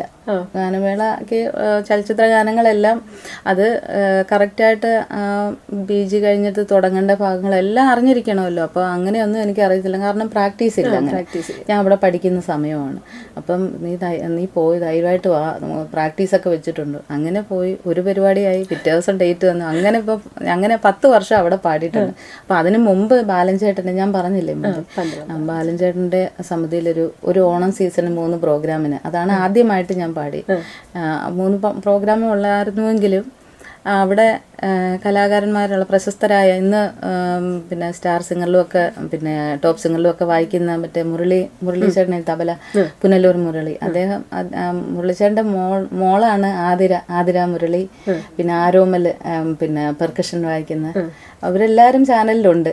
അപ്പോൾ ആ മുരളീചേട്ടൻ അടക്കമുള്ള ഒരുപാട് പ്രശസ്തരായ ആർട്ടിസ്റ്റുകളെ അന്ന് ആ വേദിയിൽ പരിചയപ്പെടാൻ സാധിച്ചിട്ടുണ്ട് ബാലചേട്ടൻ്റെ പ്രോഗ്രാമിൽ പോയപ്പോൾ. അപ്പോൾ അതിനുശേഷമാണ് സാരംഗിൽ വന്നത്. അപ്പോൾ ഒരുപാട് വേദികളിൽ അതും ഇഷ്ടമുള്ള പാട്ടുകൾ പാടാം. അവിടെ എന്താ മെലഡി വേറെ, വെറൈറ്റി സിംഗർ വേറെ, അങ്ങനെയൊന്നുമില്ല. അപ്പം അവിടുത്തെ മാനേജറായിരുന്ന ഫിറോസ്, ഇപ്പം ഇല്ല, അദ്ദേഹം മരിച്ചുപോയി. പിന്നെ അദ്ദേഹമൊക്കെ വളരെ സപ്പോർട്ടായിരുന്നു. ഞാൻ ഈ അവസരത്തിൽ ഓർക്കുന്നു ഫിറോസിനെ. ഒരുപാട് സപ്പോർട്ടായിരുന്നു അവിടുത്തെ എല്ലാ ആർട്ടിസ്റ്റുകളും. കുറേ ആർട്ടിസ്റ്റുകളുണ്ടായിരുന്നു. പിന്നെ ചങ്ങനാശ്ശേരി ജയപ്രകാശ് ചേട്ടൻ എന്ന കീബോർഡ്, ഇപ്പോഴത്തെ പിന്നെ ഒരുപാട് പിന്നണി ഗായകർക്കൊപ്പം വേദിയിൽ ഉമ്പായിയുടെ ഗസലിന് വായിച്ചിട്ടുണ്ട്. അതുപോലെ പ്രഗത്ഭമായ ഒരുപാട് പേർക്ക് ഇപ്പോഴും കീബോർഡ് പ്ലേ ചെയ്തുകൊണ്ടിരിക്കുന്നുണ്ട്. സംഗീത സംവിധായകനുമാണ്. ഒരുപാട് പാട്ടുകൾ എനിക്ക് പിന്നീട് റെക്കോർഡിങ്ങിൽ പാടാൻ അവസരമൊക്കെ തന്നിട്ടുണ്ട് ജയപ്രകാശ് ചേട്ടൻ. അതുപോലെ പിന്നെ പത്തനംതിട്ട പൂങ്കാവ് അജിത് സാരംഗ് എന്ന് പറയും, അജിത് ചേട്ടൻ ഒക്കെ, അവിടെ ഉള്ള എല്ലാ ആർട്ടിസ്റ്റുകളും പിന്നീടും എനിക്ക് ഭയങ്കരമായിട്ട് സപ്പോർട്ടാണ് ഇപ്പോഴും. അതൊക്കെ ഒരു വലിയ സന്തോഷം തന്നെയാണ്. എനിക്ക് നല്ല സുഹൃത്ത് ബന്ധങ്ങളുണ്ട്. ചേട്ടന്മാര്, അനിയത്തിമാര്, ചേച്ചിമാര്, അങ്ങനെ കുറേ പേര്. നമ്മുടെ ഒരമ്മ പ്രസവിച്ചതല്ലെങ്കിൽ പോലും ഭയങ്കര എന്താ പറഞ്ഞ ഒന്നുകിൽ അനിയത്തി അല്ലെങ്കിൽ ചേച്ചി, അങ്ങനെയൊക്കെയുള്ള ഭയങ്കര ഒരു സപ്പോർട്ട് എന്നോടുണ്ട് സഹോദരങ്ങൾ. തീർച്ചയായിട്ടും ചേച്ചി ഓരോരുത്തരുടെ പേര് പറയുമ്പോഴും എടുത്തെടുത്ത് പറയുമ്പോഴും അവരെക്കുറിച്ച് അത്ര സന്തോഷത്തോടു കൂടി സംസാരിക്കുമ്പോഴും മനസ്സിലാകുന്നുണ്ട് അവരുമായിട്ടൊക്കെ എത്രത്തോളം, മാത്രമല്ല എനിക്ക് തോന്നുന്നു ചേച്ചിക്ക് പരിചയപ്പെട്ട എല്ലാവരുമായിട്ടും അങ്ങനെ ഒരു ബന്ധം, ഒരു സ്നേഹത്തോടെയുള്ള. എനിക്ക് ആരുടെയെങ്കിലും പേര് വിട്ടുപോയാൽ എനിക്ക് വിഷമം, ഓരോ ഇന്റർവ്യൂവും എനിക്ക് വിഷമം ഉണ്ടാക്കും. അത് പലപ്പോഴും അങ്ങനെ. ഞാൻ വീട്ടിൽ ചെന്ന് അയ്യോ എനിക്ക് ആ ചേട്ടൻ്റെ പേര് പറഞ്ഞില്ലല്ലോ എന്നൊക്കെയുള്ള ഒരു വലിയ വിഷമം പിന്നീട് തോന്നാറുണ്ട്. അപ്പം ചുരുങ്ങിയ സമയത്തിനുള്ളിൽ നമ്മൾ എല്ലാ കാര്യങ്ങളും പറയണം. ഈ ഫീൽഡിൽ എനിക്ക് പ്രചോദനമായിട്ടുള്ള എല്ലാ കാര്യങ്ങളും പറയണം. അപ്പം ചിലപ്പോൾ അത് പറ്റി വരത്തില്ല. ചിലപ്പോൾ ചോദിക്കുന്നത് വേറെ ആയിരിക്കുമല്ലോ. ചില പിന്നെ ഇൻ്റർവ്യൂവിന് പോകുമ്പോൾ നമ്മളോട് ചോദിക്കുന്നതിൻ്റെ ആൻസർ പറഞ്ഞിങ്ങനെ പോകുമല്ലോ ഉള്ളൂ. ഇതിപ്പോൾ കുറച്ചുകൂടെ എനിക്ക് ഫ്രീഡം ഉണ്ട്. ഗോപിക്ക് അതുപോലെ നമ്മുടെ ചങ്ക് അനിയത്തിൻ്റെ ഒരുപാട് സന്തോഷം. കാരണം ഞാനിവിടെ വന്ന് ഞാൻ ലൈഫിൽ പോലും വിചാരിച്ചില്ല ഇത് കുറേ ആളുകളെ, നിങ്ങളെയൊക്കെ പോലുള്ള ഒരുപാട് പേരെ പരിചയപ്പെടാൻ പറ്റും, കാണാൻ പറ്റും ഒന്നും ഞാനും വിചാരിച്ചിട്ടില്ല. അപ്പോൾ എനിക്കങ്ങനെ പരിചയപ്പെടാൻ കഴിഞ്ഞത് തന്നെ എനിക്ക് വളരെ അഭിമാനത്തോടു കൂടി എനിക്ക് പറയാൻ പറ്റുന്നുണ്ട് മറ്റുള്ളവരോട്. റേഡിയോ എനിക്ക് ഒരുപാട് വേണ്ടപ്പെട്ടതാണ് നമ്മുടെ സ്ഥാപനം. തീർച്ചയായിട്ടും നമ്മുടെ ഒരുപാട് പ്രോഗ്രാമിനൊക്കെ ചേച്ചി വന്നിട്ടുണ്ട്. പിന്നെ മകൻ കോമ്പറ്റീഷന്, കുട്ടികളുടെ കോമ്പറ്റീഷന് പാടിയിട്ടുണ്ട്. പാടാൻ നമുക്ക് പാടാം. അപ്പോൾ വോയിസ് ചേഞ്ച് വന്നു മോന്. ആ സമയത്ത് പിന്നെ വിട്ടു നിൽക്കേണ്ടി വന്നു. പക്ഷെ ഇപ്പോൾ വളരെ മികച്ചൊരു ഗായകനായിട്ട്, ഒരു പാട്ടുകാരനായിട്ട് ഇങ്ങനെ വളർന്നു വന്നുകൊണ്ടിരിക്കും. ഒരുപാട് സന്തോഷമുണ്ട്. മോനാണെങ്കിൽ ഡിഗ്രി ഫൈനൽ ഇയർ എക്സാം കഴിഞ്ഞ് നിൽക്കുന്നു ഇപ്പോൾ. എങ്കിലും പാട്ടും കൂടെ കൊണ്ടുപോകുന്നുണ്ട്. അത് എനിക്ക് ഏറ്റവും സന്തോഷമുള്ളൊരു കാര്യമാണ്. ചിലർക്ക് അങ്ങനെ ഒരു ഭാഗ്യം ചിലപ്പോൾ ഉണ്ടായില്ലെന്നിരിക്കും. കാരണം പാടുന്ന ഒരുപാട് പേരുടെ മക്കള് ചിലപ്പം കലാ ഫീൽഡിലേക്ക് ചിലർക്ക് താല്പര്യം, അവർക്ക് വേറൊരു താല്പര്യമായിരിക്കും. ചിലപ്പോൾ വരയിലായിരിക്കും, അവർക്കുണ്ട് വേറെ വേറെ ഏതെങ്കിലും ഫീൽഡിലായിരിക്കും. അപ്പോൾ അങ്ങനെ പിന്നെ ഇഷ്ടമുള്ളത്. അപ്പോൾ സംഗീതം പാടുകയും കൂടെ ചെയ്യുന്നത് കൊണ്ട് എനിക്ക് ഒത്തിരി സന്തോഷമാണ്. എൻ്റെ ചേട്ടനും പാടും കേട്ടോ. ഒരു സംഗീത ഫാമിലി. പാടും, പക്ഷെ പ്രോഗ്രാമിനൊന്നും അങ്ങനെ പോയിട്ടില്ല. ആ സാഹചര്യമില്ല. ചേട്ടൻ വർക്ക്ഷോപ്പ് ഫീൽഡാണ്. അപ്പം ആ ഫീൽഡിൽ ഉത്തരവാദിത്തങ്ങൾ കുറേ ഉണ്ട്. അങ്ങനെയൊക്കെ പോകുന്നത് കൊണ്ട് പക്ഷെ എനിക്ക് ഭയങ്കര സപ്പോർട്ടാണ്. എൻ്റെ കൂടെ വരാനും, പണി കളഞ്ഞിട്ടായാലും എൻ്റെ കൂടെ വരാനും ഒക്കെ ഭയങ്കര ഇഷ്ടമാണ്, ഭയങ്കര സപ്പോർട്ടാണ്. ഓക്കെ. അപ്പോൾ ചേച്ചി ഇത്രയും നേരം ഒരുപാട് സപ്പോർട്ട് ചെയ്തവരെ കുറിച്ച് പറഞ്ഞിട്ടുണ്ടായിരുന്നു, ചേച്ചിക്കൊപ്പം നിന്നവരെ കൈപിടിച്ച് ഉയർത്തിയവരെ കുറിച്ചൊക്കെ പറഞ്ഞിട്ടുണ്ടായിരുന്നു. തീർച്ചയായിട്ടും ഏതൊരു ഫീൽഡിൽ ചെല്ലുമ്പോഴും ഒരുപാട് വെല്ലുവിളികൾ നേരിടേണ്ടി വരും. ചേച്ചിക്ക് അങ്ങനെ എന്തെങ്കിലുമൊക്കെ വെല്ലുവിളികൾ ഈ ഒരു ഫീൽഡിൽ നിന്ന് നേരിട്ടിട്ടുണ്ടോ? എന്നോട് മത്സര ബുദ്ധിയായിട്ട് അങ്ങനെ ആരും കണ്ടിട്ടില്ല. കാരണം എനിക്ക് എല്ലാവരോടും സ്നേഹമാണ്. എനിക്ക് തോന്നിയിട്ടുള്ള ഒരു കാര്യം, നമ്മളെങ്ങനെ നിൽക്കുന്നു അതുപോലെയാണ് നമ്മളോട് തിരിച്ചുണ്ടാകാറുള്ളത് അല്ലേ. ഞാൻ അങ്ങനെ വിശ്വസിക്കുന്ന ആളാണ്. അതുകൊണ്ട് പിന്നെ എല്ലാവരും പാടിയാൽ ഞാൻ അവരെ എല്ലാം പ്രോത്സാഹിപ്പിക്കും. ചിലപ്പോൾ അവരുടെ പാട്ടുകളൊക്കെ ഞാൻ ഫേസ്ബുക്കിൽ കണ്ടാൽ ഞാൻ ഷെയർ ചെയ്യും, അവരോടെല്ലാം വിളിച്ച് അഭിനന്ദിക്കും. നന്നായിട്ടുണ്ട്, അവർ കുറച്ചുകൂടെ നന്നാക്കാമായിരുന്നെങ്കിൽ അതും പറയാറുണ്ട്. അത് വളരെ സ്നേഹമായിട്ടാണ് പറയുന്നത്, അങ്ങനെ ദേഷ്യപ്പെട്ടൊന്നും എനിക്കങ്ങനെ അറിയില്ല. ഈ ചേച്ചി പഠിപ്പിക്കാൻ ഇപ്പൊ കുറെ കുട്ടികളൊക്കെ ഉണ്ട് അല്ലേ, അപ്പൊ അവരൊക്കെ എങ്ങനെയാണ്? ഭയങ്കര സ്നേഹമാണ്. ചിലപ്പം കുഞ്ഞുങ്ങളാണെങ്കിൽ പിന്നെ ഭക്ഷണമൊക്കെ ഇരിപ്പുണ്ടെങ്കിൽ അവർ പോകാതെ നിൽക്കുന്ന ഒരു സമയമാണെങ്കിൽ ഞാൻ അവർക്ക് വാരിയൊക്കെ കൊടുക്കും. മോൻ എനിക്ക് മകനല്ലേ ഉള്ളൂ, അപ്പം പക്ഷെ എനിക്ക് ഞാൻ പഠിപ്പിക്കുന്നതിലൂടെ ഒരുപാട് കുഞ്ഞുങ്ങളുണ്ട്, എനിക്ക് മക്കള് ഭയങ്കര സ്നേഹമാണ്. വ്യത്യസ്ത ഏജിലുള്ള കുട്ടികളാണ്. വ്യത്യസ്ത ഏജിലുള്ള കുട്ടികൾ. അപ്പൊ അതൊരു വലിയ സന്തോഷം തന്നെയാണല്ലേ, ഈ കുട്ടികൾ അവർക്ക് പറഞ്ഞു കൊടുക്കുക, അവരുടെ കളിച്ചിരികൾ കാണുക. തീർച്ചയായിട്ടും അത് നമ്മുടെ ലൈഫിൽ കിട്ടുന്ന ഒരു ഭാഗ്യം തന്നെയാണ്. ഈ അടുത്ത സമയത്ത് നമ്മുടെ സ്കൂളിന്റെ ഒരു ഫാമിലി മീറ്റ് ചെയ്തായിരുന്നു. അപ്പം എൻ്റെ ഉദ്ദേശം എന്ന് പറഞ്ഞാൽ അവർ കർണാട്ടിക്കാണ് ബേസ് കൊടുക്കുന്നത്, എങ്കിലും ഒരു പാട്ട് ആരെങ്കിലും ചോദിച്ചാൽ പാടാൻ തയ്യാറാവണമല്ലോ. പാട്ട് പഠിക്കുന്നുണ്ടോ എന്ന് ചോദിച്ചിട്ട് പാട്ട് പാടാൻ പറയുമ്പോൾ പിന്നെ മടി കാണിക്കുന്ന ഒരു രീതിയിലൊക്കെ ആവരുതല്ലോ.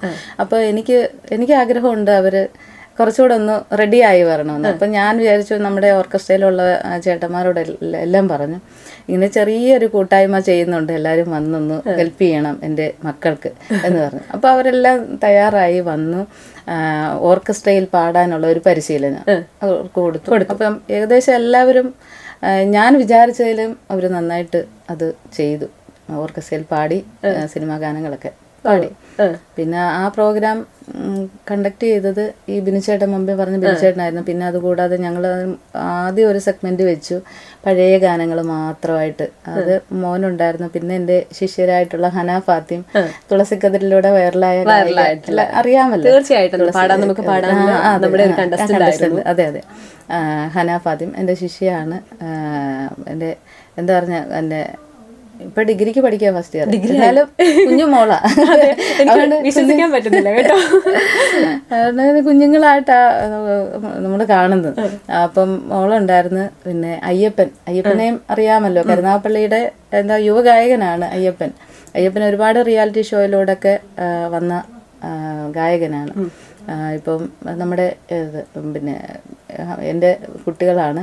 പിന്നെ അതുകൂടാതെ ഇവരെ എല്ലാവരും കൂടെ ചേർത്തുകൊണ്ട് ഞാനൊരു ബാൻഡ് ഫോം ചെയ്തായിരുന്നു, ബാൻഡ് ദ്രുത അതാണ് പേര്. അപ്പം അതിൻ്റെ ഒരു പ്രോഗ്രാം, അതിൻ്റെ ഒരു ഇനോഗ്രേഷൻ പത്തനംതിട്ട വെച്ച് ചെയ്തായിരുന്നു. എൻ്റെ ഗുരുക്കന്മാരെയും അടുത്ത എല്ലാവരെയൊക്കെ ഒന്ന് ക്ഷണിച്ച് നമ്മൾ ചെറിയൊരു ഫംഗ്ഷനായിട്ടത് ഇനോഗ്രേറ്റ് ചെയ്തു. ചെറിയൊരു പ്രോഗ്രാമൊക്കെ ആയി വരുന്നു. ഇനി ഇവരോടെ ഒന്ന് തയ്യാറാകാനുണ്ട് അതിനകത്ത് എന്നുള്ളതേ ഉള്ളൂ. കുറച്ചുകൂടെ ഒന്ന് നന്നായിട്ടത് ആക്കിയെടുക്കണം. ഒരുപാട് ആഗ്രഹങ്ങളുണ്ട്. ഈ സംഗീതത്തിലൂടെ എന്തെങ്കിലുമൊക്കെ ചെയ്തുകൊണ്ടിരിക്കണം എന്നുള്ളൊരു വലിയ ആഗ്രഹമുണ്ട്. സംഗീത ലോകത്ത് തന്നെ ജീവിക്കാൻ ആഗ്രഹിക്കുന്ന ഒരാളായതുകൊണ്ട് തീർച്ചയായും ആ ആഗ്രഹം അത്ര നിസ്സാരമല്ല. തീർച്ചയായിട്ടും ആഗ്രഹം അങ്ങനെ ആയില്ലെങ്കിലേ അത്ഭുതമുള്ളൂ. പിന്നെ ഇപ്പോഴും ഞാൻ സംഗീതം പഠിക്കുന്നുണ്ട്. പന്തളം ജി പ്രദീപ് കുമാർ സാറിൻ്റെ, ഞാൻ പറഞ്ഞില്ല, ആദ്യ ഗുരുനാഥൻ്റെ മരണശേഷം അദ്ദേഹത്തിന് ശേഷം പിന്നെ പഠിക്കാൻ തുടങ്ങിയത് പന്തളം ജി പ്രദീപ് കുമാർ സാർ. അത് എൻ്റെ ആദ്യ ഗുരുനാഥൻ്റെ പ്രഥമ ശിഷ്യനാണ്. അപ്പം സാറിൻ്റെ അടുത്ത് ഞാനും പഠിക്കുന്നുണ്ട്, മകൻ ദേവദർശനും പഠിക്കുന്നുണ്ട്. രണ്ടുപേരും ഒരുമിച്ചാണ് പഠിക്കുന്നത്? ഒരുമിച്ചല്ല, ഒരേ ക്ലാസ്സിലല്ല, ഞങ്ങൾ രണ്ടുപേരും പഠിക്കുന്നുണ്ട്, മാറി മാറി അവരുടെ പോർഷൻ അവർ പഠിക്കുന്നു. അപ്പം അങ്ങനെ കച്ചേരികൾ എനിക്ക് ഒരുപാട് ഇഷ്ടമാണ്. വലിയ ഒരുപാട് അറിവൊന്നുമില്ല, എങ്കിലും എന്തോ ഒരു സ്വാതന്ത്ര്യമുണ്ട് ചെയ്യാൻ. കുറച്ചുകൂടെ നമുക്ക് നമ്മുടേതായിട്ടുള്ള കുറേ കാര്യങ്ങൾ, ഇപ്പോൾ രാഗാലാപനം ചെയ്യുന്നതിലായാലും നമ്മുടേതായിട്ടുള്ള കുറേ കാര്യങ്ങൾ അതിനകത്ത് ചെയ്യാനും, മനോധർമ്മമൊക്കെ പാടാൻ ശ്രമിക്കും. കച്ചേരി ഭയങ്കര ഇഷ്ടമാണ് എനിക്ക്, കച്ചേരികൾ ചെയ്യാറുണ്ട്. കച്ചേരിക്ക് പാടുന്ന ഒരു ചെറിയ പോർഷൻ ചേച്ചിക്കൊന്ന് പാടാൻ പറ്റുമോ? ഇപ്പോൾ ഒരു ചെറിയ കീർത്തനം, ധർമ്മവതി രാഗത്തിലുള്ളൊരു ചെറിയ കീർത്തനം പാടാം. ജാനകി വല്ലഭ നമസ്തേ നമസ്തേ, ശ്രീ ജാനകി വല്ലഭ നമസ്തേ നമസ്തേ, ശ്രീ ജാനകി വല്ലഭ നമസ്തേ, ശ്രീ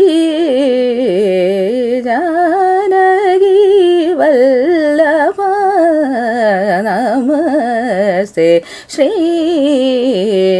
ജാനകി.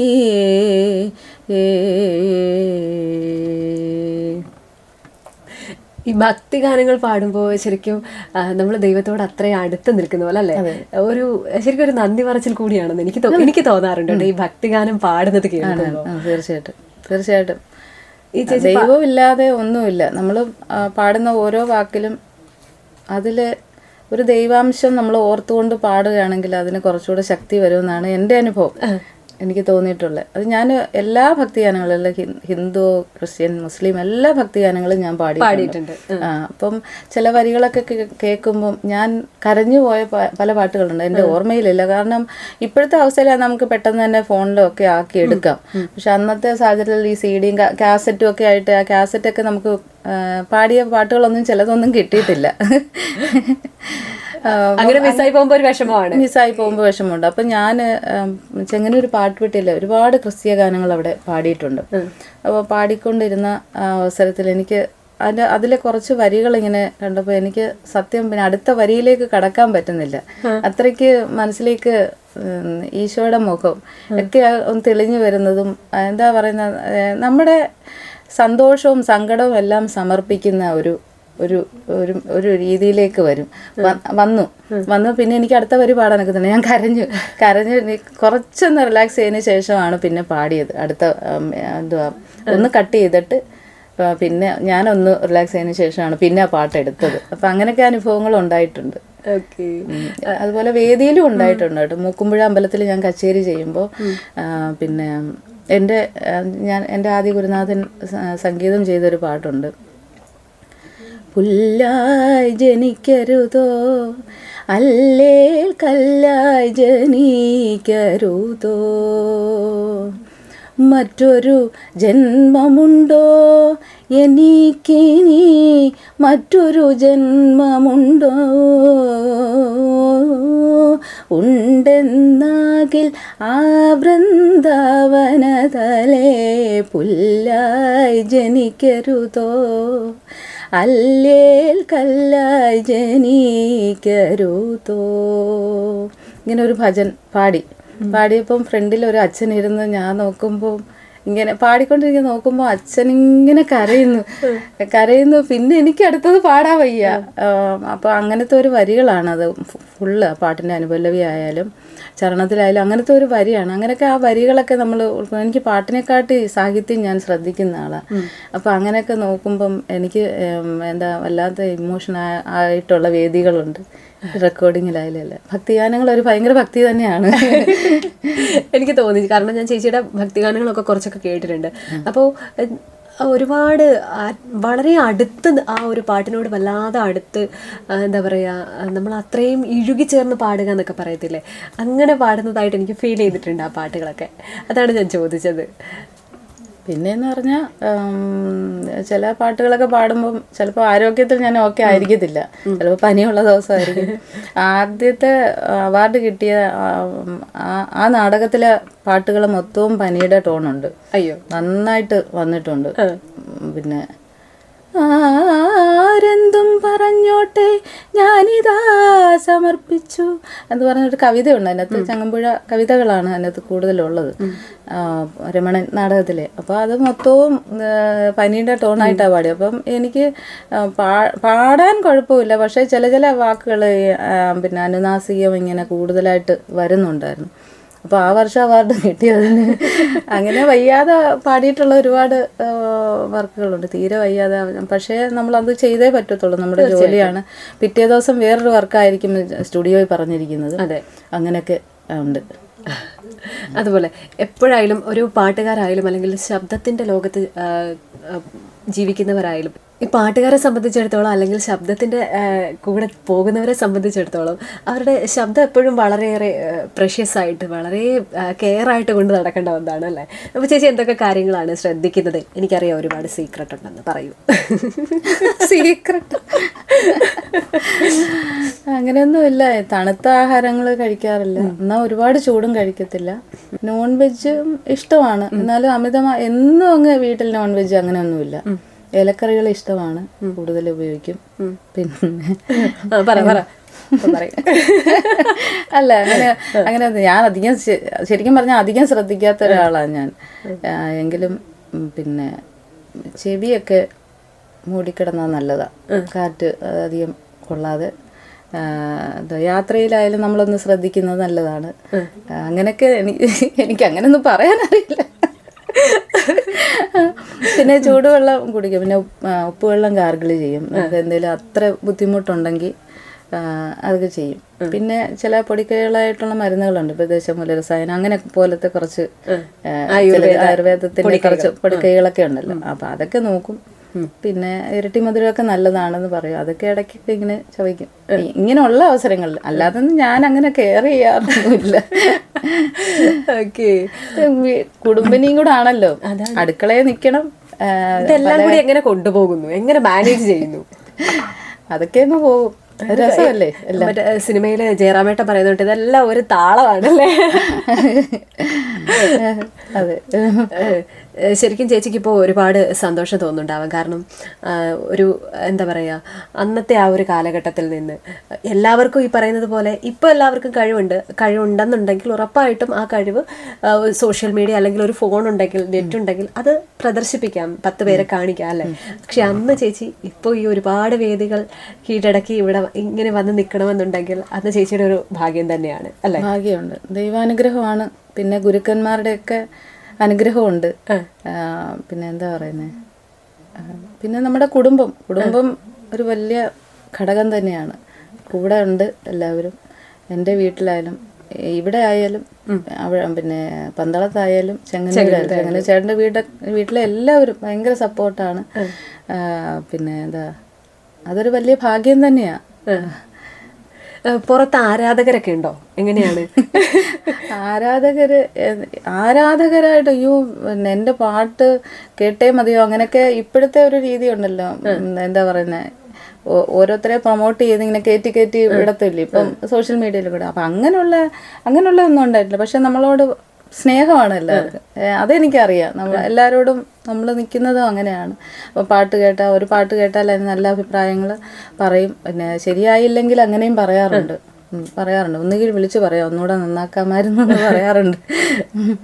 ചേച്ചി ഈ സ്റ്റേജുകളിലൊക്കെ പാടിക്കൊണ്ട് നിന്നപ്പോൾ പുറത്ത് ഓഡിയൻസിൻ്റെ ഭാഗത്ത് നിന്ന് മറക്കാൻ കഴിയാത്ത എന്തെങ്കിലും ഒരു എക്സ്പീരിയൻസ് ഉണ്ടായിട്ടുണ്ടോ? മറക്കാൻ കഴിയാത്ത അത് സമ്മാനങ്ങൾ കിട്ടിയിട്ടുണ്ട്. ഞാൻ ഗാനമേളയ്ക്ക് ഏത് വേദി ആയിക്കോട്ടെ പാടുമ്പോൾ, അല്ല പ്രത്യേകിച്ച് ഗാനമേള നമ്മളൊരു പിന്നെ എന്താ പറഞ്ഞ അങ്ങനെ നിൽക്കുന്ന സമയത്ത് പിന്നെ കൂടെ പാടുന്ന, ഇപ്പോൾ ഡ്യുവറ്റ് ആണെങ്കിൽ കൂടെ പാടുന്ന ആളെ നന്നായിട്ട് ശ്രദ്ധിക്കാറുണ്ട്. നമ്മൾ അവരെ നോക്കി തന്നെ പാടും. പിന്നെ അതുപോലെ ഓഡിയൻസ് മെയിൻ ആണ്. നമ്മൾ ഓഡിയൻസിനുമായിട്ട് ഭയങ്കര കമ്മ്യൂണിക്കേഷനായിരുന്നു. അപ്പോൾ ഏത് പാട്ട് പാടിയാലും, ഇപ്പം പിന്നെ എന്താ പറഞ്ഞാൽ മെലഡിയൊക്കെ പാടിയാലും നമ്മൾ ആസ്വദിക്കുന്നതിനോടൊപ്പം തന്നെ അവരും ആസ്വദിക്കുന്നു നമുക്ക് അറിയണമല്ലോ. അപ്പോൾ നേരെ അവരെ നോക്കുമ്പോൾ നമുക്കറിയാൻ പറ്റും ആ പാട്ട് എന്ത് വേണ്ടി അവർ ഉൾക്കൊള്ളുന്നു എന്നുള്ളത് അറിയാൻ പറ്റും. അപ്പം നമുക്ക് കൂടുതൽ എനർജിയാണ് ഉണ്ടാകുന്നത്. ഓഡിയൻസിന്റെ ഭാഗത്തു നിന്നൊരു സപ്പോർട്ട് ഉണ്ടാകുമ്പോൾ നമുക്ക് ശരിക്കും എനർജി. തീർച്ചയായിട്ടും എനിക്ക് എല്ലാ പാട്ടും ഇഷ്ടമാണ്, അടിച്ചുപൊളി ഏത് പാട്ട്. ആ സമയത്ത് ഞാൻ സ്ഥിരമായി പ്രോഗ്രാമിന് പോയിക്കൊണ്ടിരുന്ന സമയത്ത് എല്ലാ പാട്ടുകളും പഠിച്ചു വെക്കും. അപ്പം നമ്മുടെ പേര് അനൗൺസ് ചെയ്യുവാണെന്നുണ്ടെങ്കിൽ കയറി പാടും ഏതായിരുന്നാലും. പിന്നെ ഒരുപാട് ഡാൻസ് ഒന്നും ചെയ്യില്ല. ഡാൻസിന് അപ്പുറത്തേക്ക് ഭയങ്കര എന്താ എൻജോയ് ചെയ്താണ് ഞാൻ നിന്നിട്ടുള്ളത് സ്റ്റേജിൽ. കോറസിൻ്റെ കൂടെ ആയാലും, കോറസ് വേണമെങ്കിൽ ഞങ്ങൾ എല്ലാവരും കൂടെ നിരന്ന് നിന്ന് അത് ആഘോഷിച്ച് തന്നെയാണ് കോറസ് പാടുന്നത്. ഇപ്പോൾ പുറത്തുനിന്നൊരു കുട്ടി വന്നാലും, പക്ഷെ എനിക്ക് തോന്നുന്നില്ല ഇപ്പോഴത്തെ ഒരു ജനറേഷൻ അത് പാലിക്കുന്നില്ല എന്നുള്ളൊരു വിഷമം ഉണ്ടാകാറുണ്ട്. അതെന്താ? കാരണം പുറത്തുനിന്ന് ഇപ്പം കമ്മിറ്റിക്കാരുടെ മോളോ അല്ലെങ്കിൽ കാണാനിരിക്കുന്ന ആരുടെയും കുഞ്ഞുങ്ങൾ പാടാൻ ഒരു വേദിയിൽ ഒരു പാട്ട് പാടാൻ ആഗ്രഹിക്കുന്നവർ കയറി വന്നാൽ ചിലപ്പോൾ അതിന് കോറസ് ഉള്ളതായിരിക്കും. അപ്പം നമ്മൾ ശരിക്കും അവർക്ക് സപ്പോർട്ട് ചെയ്ത് കൊടുക്കും. ആ കോറസ് നമുക്കിവിടെ അറിയാവുന്ന കോറസ് ആണെങ്കിൽ നമ്മൾ ശരിക്കും പാടി അത് അവർക്ക് സപ്പോർട്ട് ചെയ്ത് കൊടുക്കും. അപ്പോൾ ഇപ്പോൾ എന്ന് പറഞ്ഞാൽ ആ സമയത്ത് ഇങ്ങോട്ട് വരുന്നു, പാടുന്നു, പോകുന്നു. പിന്നെ ഓർക്കസ്ട്രയുമായിട്ടൊരു ബന്ധം അവരുണ്ടാക്കുന്നില്ല. എല്ലാവരും ഇല്ല കേട്ടോ, എല്ലാവരും ഇല്ല എന്ന് പറഞ്ഞാൽ ഭയങ്കര കഴിവുള്ളവരാണ് ഇപ്പോൾ. എന്ന് പറഞ്ഞാൽ ഒരുപാട് അവർ പരിശ്രമിക്കുന്നതിൻ്റെ ഫലമായിട്ട് നന്നായിട്ട് കഴിവുള്ളവർ പിന്നെ ഇഷ്ടം പോലെ ആയിക്കൊണ്ടിരിക്കുക. ഗായികമാർ ഇഷ്ടം പോലെയാണ് ഇപ്പോൾ. അപ്പോൾ ഞാൻ എല്ലാവരുടെയും കാര്യമല്ല പറഞ്ഞത്. ഒരേ വേദിയിൽ നിൽക്കുമ്പോൾ ചിലപ്പോൾ അങ്ങനെ തോന്നിയിട്ടുണ്ട്. ഈ ഒത്തിരി സെലിബ്രിറ്റീസ് ആയിട്ടുള്ളവർ വന്നിട്ട് ചിലർ വന്നിട്ട് അവരുടെ പോർഷൻ പാടിയിട്ട് അപ്പോൾ അവർക്ക് പാടാനുള്ള എത്ര പാട്ടാണെന്നോ പാടിയിട്ട് പെട്ടെന്ന് പോകുന്നു. അപ്പം ഞാനിങ്ങനെ വിഷമിക്കാറുണ്ട് ഓർക്കസ്ട്ര ഒന്ന് നോക്കുവാട്ടെ. ചിലർ ട്രാക്കുമായിട്ട് വരും, കരോക്കെ അവരുടെ ലാപ്ടോപ്പിലോ അല്ലെങ്കിൽ പെൻഡ്രൈവിലോ ഒക്കെ ആക്കിക്കൊണ്ട് വരും. അപ്പം അവർക്ക് ആ പാട്ട് പാടിയേ തരും. ചിലപ്പോൾ ഓർക്കസ്ട്ര നോക്കാത്തതാണെങ്കിൽ ചിലപ്പം നേരത്തെ ലിസ്റ്റ് കൊടുത്തില്ലെങ്കിൽ ചിലപ്പോൾ അറിയാത്ത പാട്ടുകളും ഉണ്ടാവാറുണ്ടല്ലോ. അപ്പോൾ എങ്കിലും അവർക്ക് ആ പാട്ട് പാടിയേ പറ്റുമെന്നും പറഞ്ഞുകൊണ്ട് ആ പാട്ട് ഇട്ടിട്ട് ഓർക്കസ്ട്ര പിന്നെ എന്താ ഒരു വിലയും ഇല്ലാതാക്കി പോകുന്ന ഗായകരെയും കണ്ടിട്ടുണ്ട്. എല്ലാവരും അല്ല കേട്ടോ, വിഷമം ഉണ്ടായിട്ടുണ്ട് അങ്ങനെ നിൽക്കുമ്പോൾ. അപ്പോൾ ഓർക്കസ്ട്ര മെയിനാണ്. എല്ലാവരും എന്താ വളരെ പ്രശസ്തമായിട്ട് ഈ ഫീൽഡിൽ അവരവരുടെ ജോലികൾ ചെയ്തുകൊണ്ടിരിക്കുന്ന കലാകാരന്മാരാണ് ഓർക്കസ്ട്രയിലെ എല്ലാവരും. നമുക്ക് അവരും സൗണ്ട് സിസ്റ്റം ഇവർ രണ്ടും മെയിനാണ്. ഇവർ രണ്ടുപേരും മെയിനായിട്ടുണ്ടെങ്കിലേ നമ്മളൊരു പാട്ട് പാടിയ വൃത്തിയായിട്ട് അത് വരത്തുള്ളൂ. അതെ. അപ്പോൾ ചേച്ചി കുറേ പാട്ടുകളുടെ കാര്യമൊക്കെ പറഞ്ഞു, എല്ലാ പാട്ടുകളും പാടുമെന്നൊക്കെ നമ്മളോട് പറഞ്ഞു. ഞങ്ങൾക്ക് വേണ്ടി ഒരു അടിപൊളി പാട്ട്, ഒരു എനർജറ്റിക് സോങ് പാടുമോ? ராசா ராசா ஹே மன்மத ராசா தனியா எங்குது ரோசா கொஞ்சம் சேர்த்துக்கு ராசா மன்மத ராசா மன்மத ராசா கண்ணின் மனசே கில்லாதே கண்ணில லேசா என்ன கணக்கு பண்ணாதே உடம்பிலே முத்து கொலசிலே வச்ச போட்டாதே மன்மத ராசா ഹേ മന്മദരാസ. അങ്ങനെ കുറേ പാട്ടുകൾ അങ്ങനെ ഉണ്ട്. പിന്നെ ഒരു മെലഡി ആയിട്ടുള്ള ബോംബെ ജയശ്രീ പാടിയ ഒരു ഇതുണ്ടല്ലോ, வசீகரா என் நெஞ்சினுக உன் பொன்மடியில் தூங்கினால் போதும் அதே கணம் என் கண்ணுறங்கா முன் ஜன்மங்களின் ஏக்கங்கள் தீரும் நான் ஈசிப்பதும் சுவாசிப்பதும் உந்தயவால் நானே ஏங்குகிறேன் உந்தயவால் നാനേ நான். അങ്ങനെ എല്ലാ ഭാഷയിലും ഒരുവിധം എല്ലാ ഭാഷയിലും കവർ ചെയ്യുമോ? ലാംഗ്വേജ് ഒക്കെ പാടും ചേച്ചി? എല്ലാം, ഹിന്ദിയും എല്ലാം. ഇത് ഇപ്പോഴത്തെ പാട്ടുകൾ എനിക്ക് ഞാൻ അങ്ങനെ പ്രോഗ്രാമിന് അധികം പോകുന്നില്ല എന്ന് പറഞ്ഞാൽ ചെറിയൊരു പ്രശ്നങ്ങളുണ്ടായി ആരോഗ്യത്തിൽ. അപ്പം അങ്ങനെ വന്നപ്പോൾ ഞാൻ എന്താ ഉറക്കളപ്പ് പരിപാടികൾ കുറച്ചിട്ടുണ്ട്. അതിന്റെ ഒരു എന്താ പറയുന്നത്, അതുകൊണ്ട് കുറച്ച് പാട്ടുകളിൽ നിന്ന് ഇപ്പോഴത്തെ കുറച്ച് പാട്ടുകളിൽ നിന്ന് വിട്ടു നിൽക്കാണോ? ഇപ്പം ഇറങ്ങിയ പാട്ടുകൾ മെലഡി പാടുന്നുണ്ട്, പഴയ പാട്ടുകളും പിന്നെ ഇടക്കാലത്ത് ഇറങ്ങിയ ഹിന്ദി തമിഴും എല്ലാം ഇപ്പോഴും പാടുന്നുണ്ട്. ചേച്ചിയോട് പെട്ടെന്നൊരു പാട്ട് പാടാൻ പറഞ്ഞു കഴിഞ്ഞാൽ, അല്ലെങ്കിൽ ചേച്ചിക്ക് ഫേവറേറ്റ് ആയിട്ടുള്ള ഒരു പാട്ട് ഏതാണെന്ന് ചോദിച്ചാൽ ചേച്ചി എന്ത് പറയും? സത്യം പറയാൻ എനിക്ക് അങ്ങനെ പറയാൻ എനിക്ക് അറിയില്ല. പാട്ടുകാരോട് ഈ ഒരു ചോദ്യം ചോദിക്കുമ്പോൾ സത്യമായിട്ട് അവർ കൺഫ്യൂസ്ഡാ. അത് പറഞ്ഞാൽ ഏകദേശം ഞാൻ പറഞ്ഞല്ലോ, എനിക്ക് എല്ലാത്തരം പാട്ടുകളും ഇഷ്ടമാണ്. പിന്നെ നാടൻ പാട്ട് പാടിയിട്ടുണ്ട് ഞാൻ കാസറ്റിൽ, അതായത് ഈസ്റ്റ് കോസ്റ്റിൻ്റെ ആൽബത്തിൽ. പിന്നെ എല്ലാവരും പാടുന്നൊരു പാട്ടുണ്ടല്ലോ, ഇത്താം തെയ്താരാ തകതെയ്തകതാരാ ഇത്താം തെയ്താരാ തകതയത്തിനെന്താരാ അത്തം പൂത്തിറങ്ങി താര അഞ്ഞഴിപ്പൂ വിരിഞ്ഞേ ചിത്തിര കതിരുകണ്ടേ താര ചന്ദ്രൻ പൂക്കും പോലെ ഇത്താം തെയ്താരാ തകതെയ്തകതാരാ ഇത്താം തെയ്താരാ തകതയത്തിനെന്താരാ. ഈ പാട്ട് ഞാൻ പാടിയതാണ്. ഇത് പലർക്കും അറിയില്ല, എനിക്കും അറിയില്ല. ഇത് ഈസ്റ്റോസിന്റെ ആൽബത്തിന് വേണ്ടിയിട്ട് കുറെ നാടൻ പാട്ടുകൾ പാടിയിട്ടുണ്ട് ഞാൻ. അപ്പൊ അതിനൊക്കെ അവസരം തന്നെ പ്രദീപ് പാണ്ടനാട് എന്ന് പറഞ്ഞ ഞങ്ങളുടെ അടുത്ത സുഹൃത്തുണ്ട്, അഡ്വക്കേറ്റ് ആണ്. അപ്പം അദ്ദേഹത്തിനും നാടൻ പാട്ടിന്റെ സമിതിയുണ്ട്, ഫോക്ലോർ അക്കാദമി അവാർഡ് ജേതാവാണ്. പിന്നെ അങ്ങനെ കുറെ പാട്ടുകൾ പാടിയിട്ടുണ്ട്. പിന്നെ എന്തോ എള്ളുള്ളേരി മാനിനും കയറി, അതിനകത്ത് കുറെ കോറസ് ഉണ്ടല്ലോ. അപ്പൊ പിന്നെ അനുപല്ലവി വരുന്ന പോർഷൻസ് എല്ലാം അതിൽ പാടിയിട്ടുണ്ട്. അത് കുറെ വർഷങ്ങൾക്ക് മുമ്പ് ഇറങ്ങിയതാണ്. അപ്പൊ അത് എല്ലാവരും ഇപ്പോഴും ആ പാട്ട് ഇപ്പോഴും എല്ലാവരും കേട്ടുകൊണ്ടിരിക്കുന്ന പാട്ടുകളാണ്, എല്ലാവർക്കും ഒരുപാട് പ്രിയപ്പെട്ട പാട്ടുകളാണ് അല്ലേ? എനിക്കും ഇഷ്ടമാണ് കേട്ടോ. ഞാൻ ശരിക്കും ചേച്ചി പറഞ്ഞപ്പോഴാണ് കേട്ടോ ഞാൻ സോറി അല്ല, പലർക്കും അറിയില്ല. പിന്നെ യൂട്യൂബിൽ ഈ പാട്ട് പിന്നീട് ഇട്ടതിന് ശേഷമാണ് ഇത് ഞാൻ പാടിയത് പാടിയതാണെന്ന് അറിയുന്നത്. അങ്ങനെ ഒത്തിരി കല്ലേലിരിക്കണ കല്ലേരി ഞണ്ടേ കല്ലു തൊട്ടപ്പൂറം മാറടിഞ്ഞണ്ടേ തത്തീനം തീനം താതീനം തീനം തത്തീനം തീനം താതീനോ, അങ്ങനെ കുറേ പാട്ടുകൾ. ഇത് ഓരോ കുറേ സ്റ്റൈലിലെ നാടൻ പാട്ടുകൾ പാടിയിട്ടുണ്ട്. എനിക്ക് ഭയങ്കര ഇഷ്ടമാണ് അത് പാടാൻ. വേദിയിൽ ഞാൻ പാടാറുണ്ട് ചിലപ്പോഴൊക്കെ നാടൻ പാട്ടുകൾ. ഗാനമേളയുടെ ഇടയ്ക്കും പാടാറുണ്ട്. അതുകൊണ്ട് ഞാൻ പറഞ്ഞില്ലേ, ഇതാണ് കാര്യം. എനിക്ക് അടിസ്ഥാനം കർണാട്ടിക്കാണ് എൻ്റെ അടിസ്ഥാനം.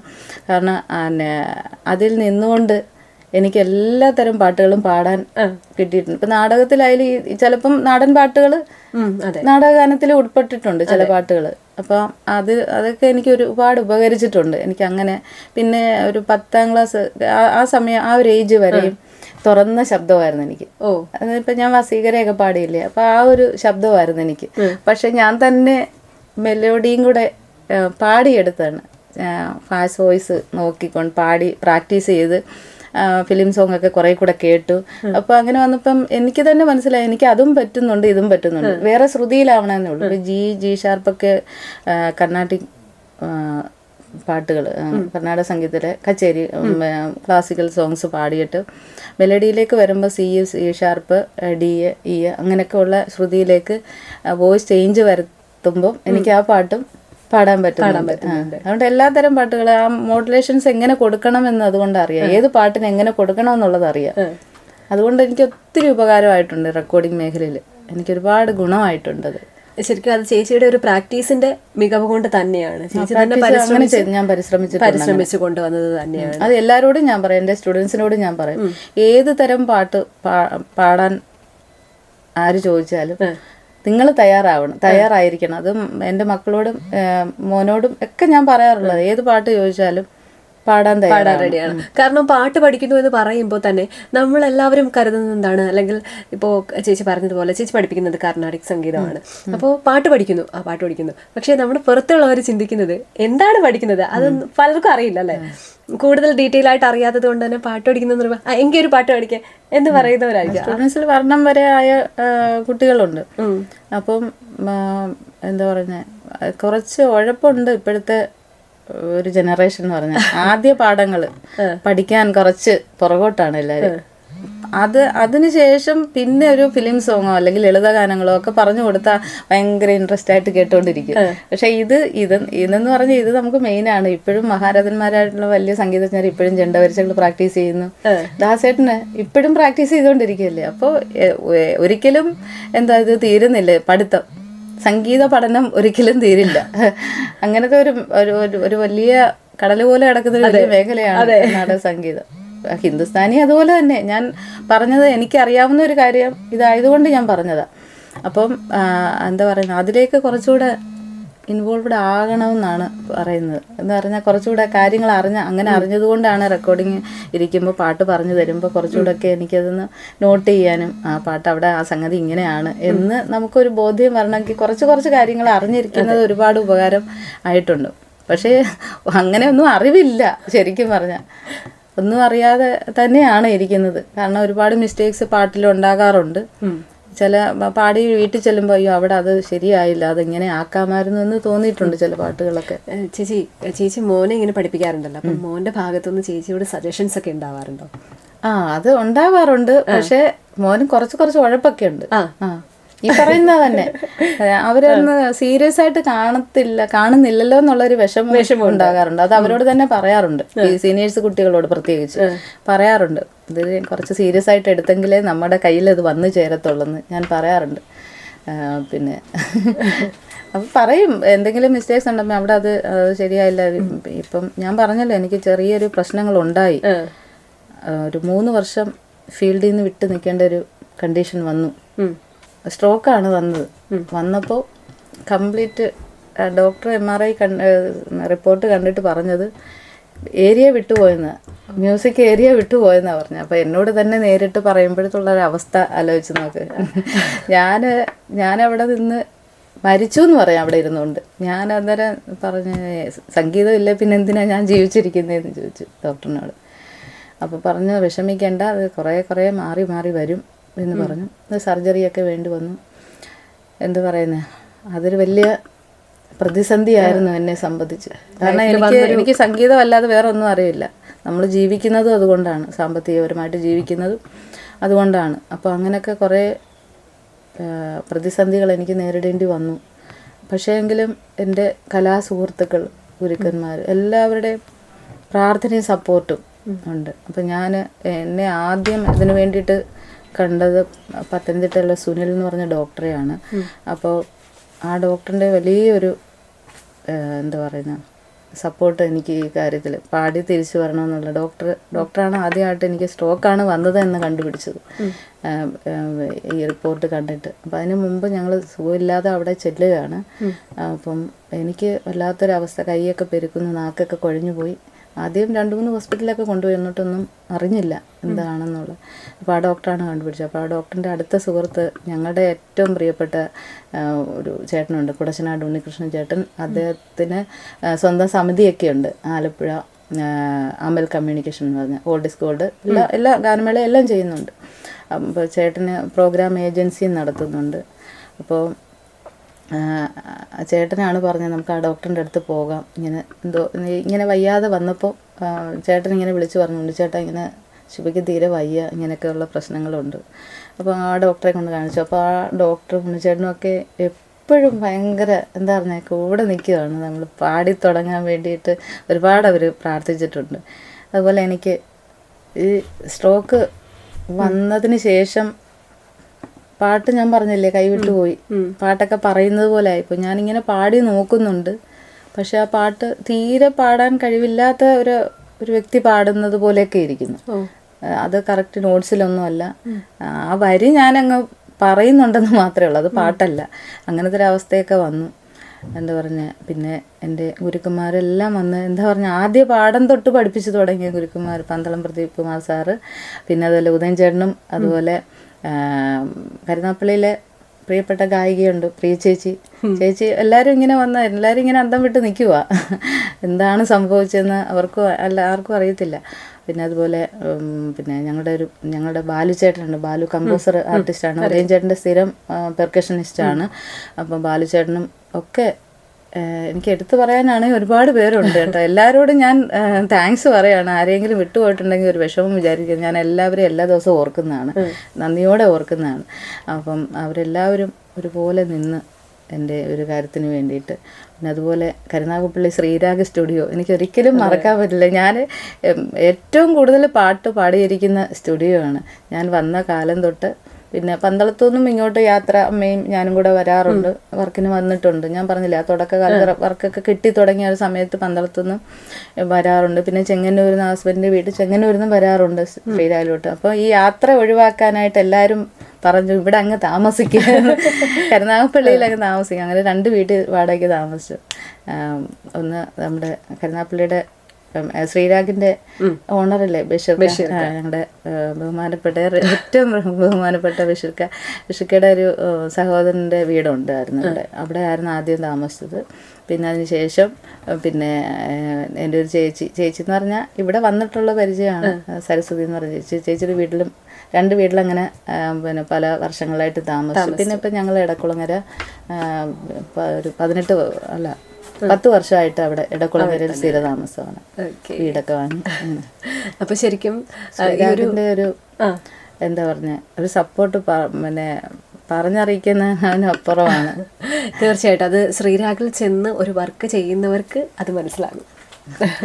ഭയങ്കര സപ്പോർട്ടാണ്. അതെ, കാരണം എനിക്ക് വയ്യാതിരിക്കുന്ന അവസ്ഥയിലൊക്കെ റവിചേട്ടൻ ഒരുപാട് ക്ഷമയോടെ എൻ്റെ പാട്ടുകൾ എടുത്തിട്ടുണ്ട്. അന്ന് പിന്നെ കുറച്ച് കഴിഞ്ഞെടുക്കുക, അല്ലെങ്കിൽ പാട്ട് പാടിക്കൊണ്ടിരിക്കുന്ന വയ്യാഴിയൊക്കെ ആയിട്ടുള്ള സമയങ്ങളിലൊക്കെ ഒത്തിരി ക്ഷമയോടെ. ഇപ്പോൾ എങ്ങനെയാണ് ചേച്ചി ഇതിൽ നിന്നൊക്കെ റിക്കവർ ആയിട്ട് വരുന്നുണ്ട് അല്ല? അപ്പം ഞാൻ പറഞ്ഞു വരുന്നത്, അപ്പോൾ അങ്ങനെ എല്ലാവരുടെയും പ്രാർത്ഥനയായിട്ട് ഞാനിങ്ങനെ സംഗീതത്തിലേക്ക് വരണം എന്നുള്ളത് എനിക്ക് അതിനേക്കാളുള്ള ആഗ്രഹം. എനിക്ക് പാടാതെ എനിക്ക് ജീവിതമില്ല, പാട്ടില്ലാതെ എനിക്ക് ജീവിതമില്ല. അപ്പോൾ അങ്ങനെ ഇരിക്കുന്ന അവസരത്തിൽ എനിക്ക് കുറച്ച് സാമ്പത്തികം വേണ്ടി വന്നു. പിന്നെ ഹിയറിംഗ് എയ്ഡ് ഇപ്പം ഞാൻ വെച്ചേക്കാണത്.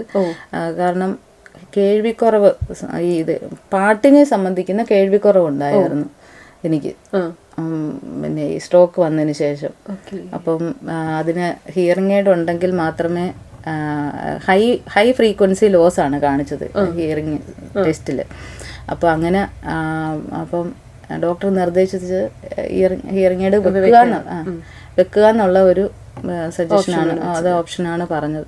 അപ്പോൾ അതിന് ഭാരിച്ച ഒരു തുകയൊക്കെ 7 ലക്ഷം രൂപയ്ക്കുള്ളിൽ വില വരുന്ന ഒരു ഇതാണ്. നമ്മൾ കുറേ പ്രാക്ടീസ് ചെയ്ത് ട്രയലിന് ശ്രീരായി കൊണ്ടുവന്ന് പാടിപ്പിച്ച് നോക്കിയപ്പോൾ പിന്നെ എനിക്ക് പറ്റുന്ന തരത്തിലുള്ളതൊരെണ്ണം വന്നപ്പോൾ ഇത്രയും എമൗണ്ട് ആവുമായിരുന്നു.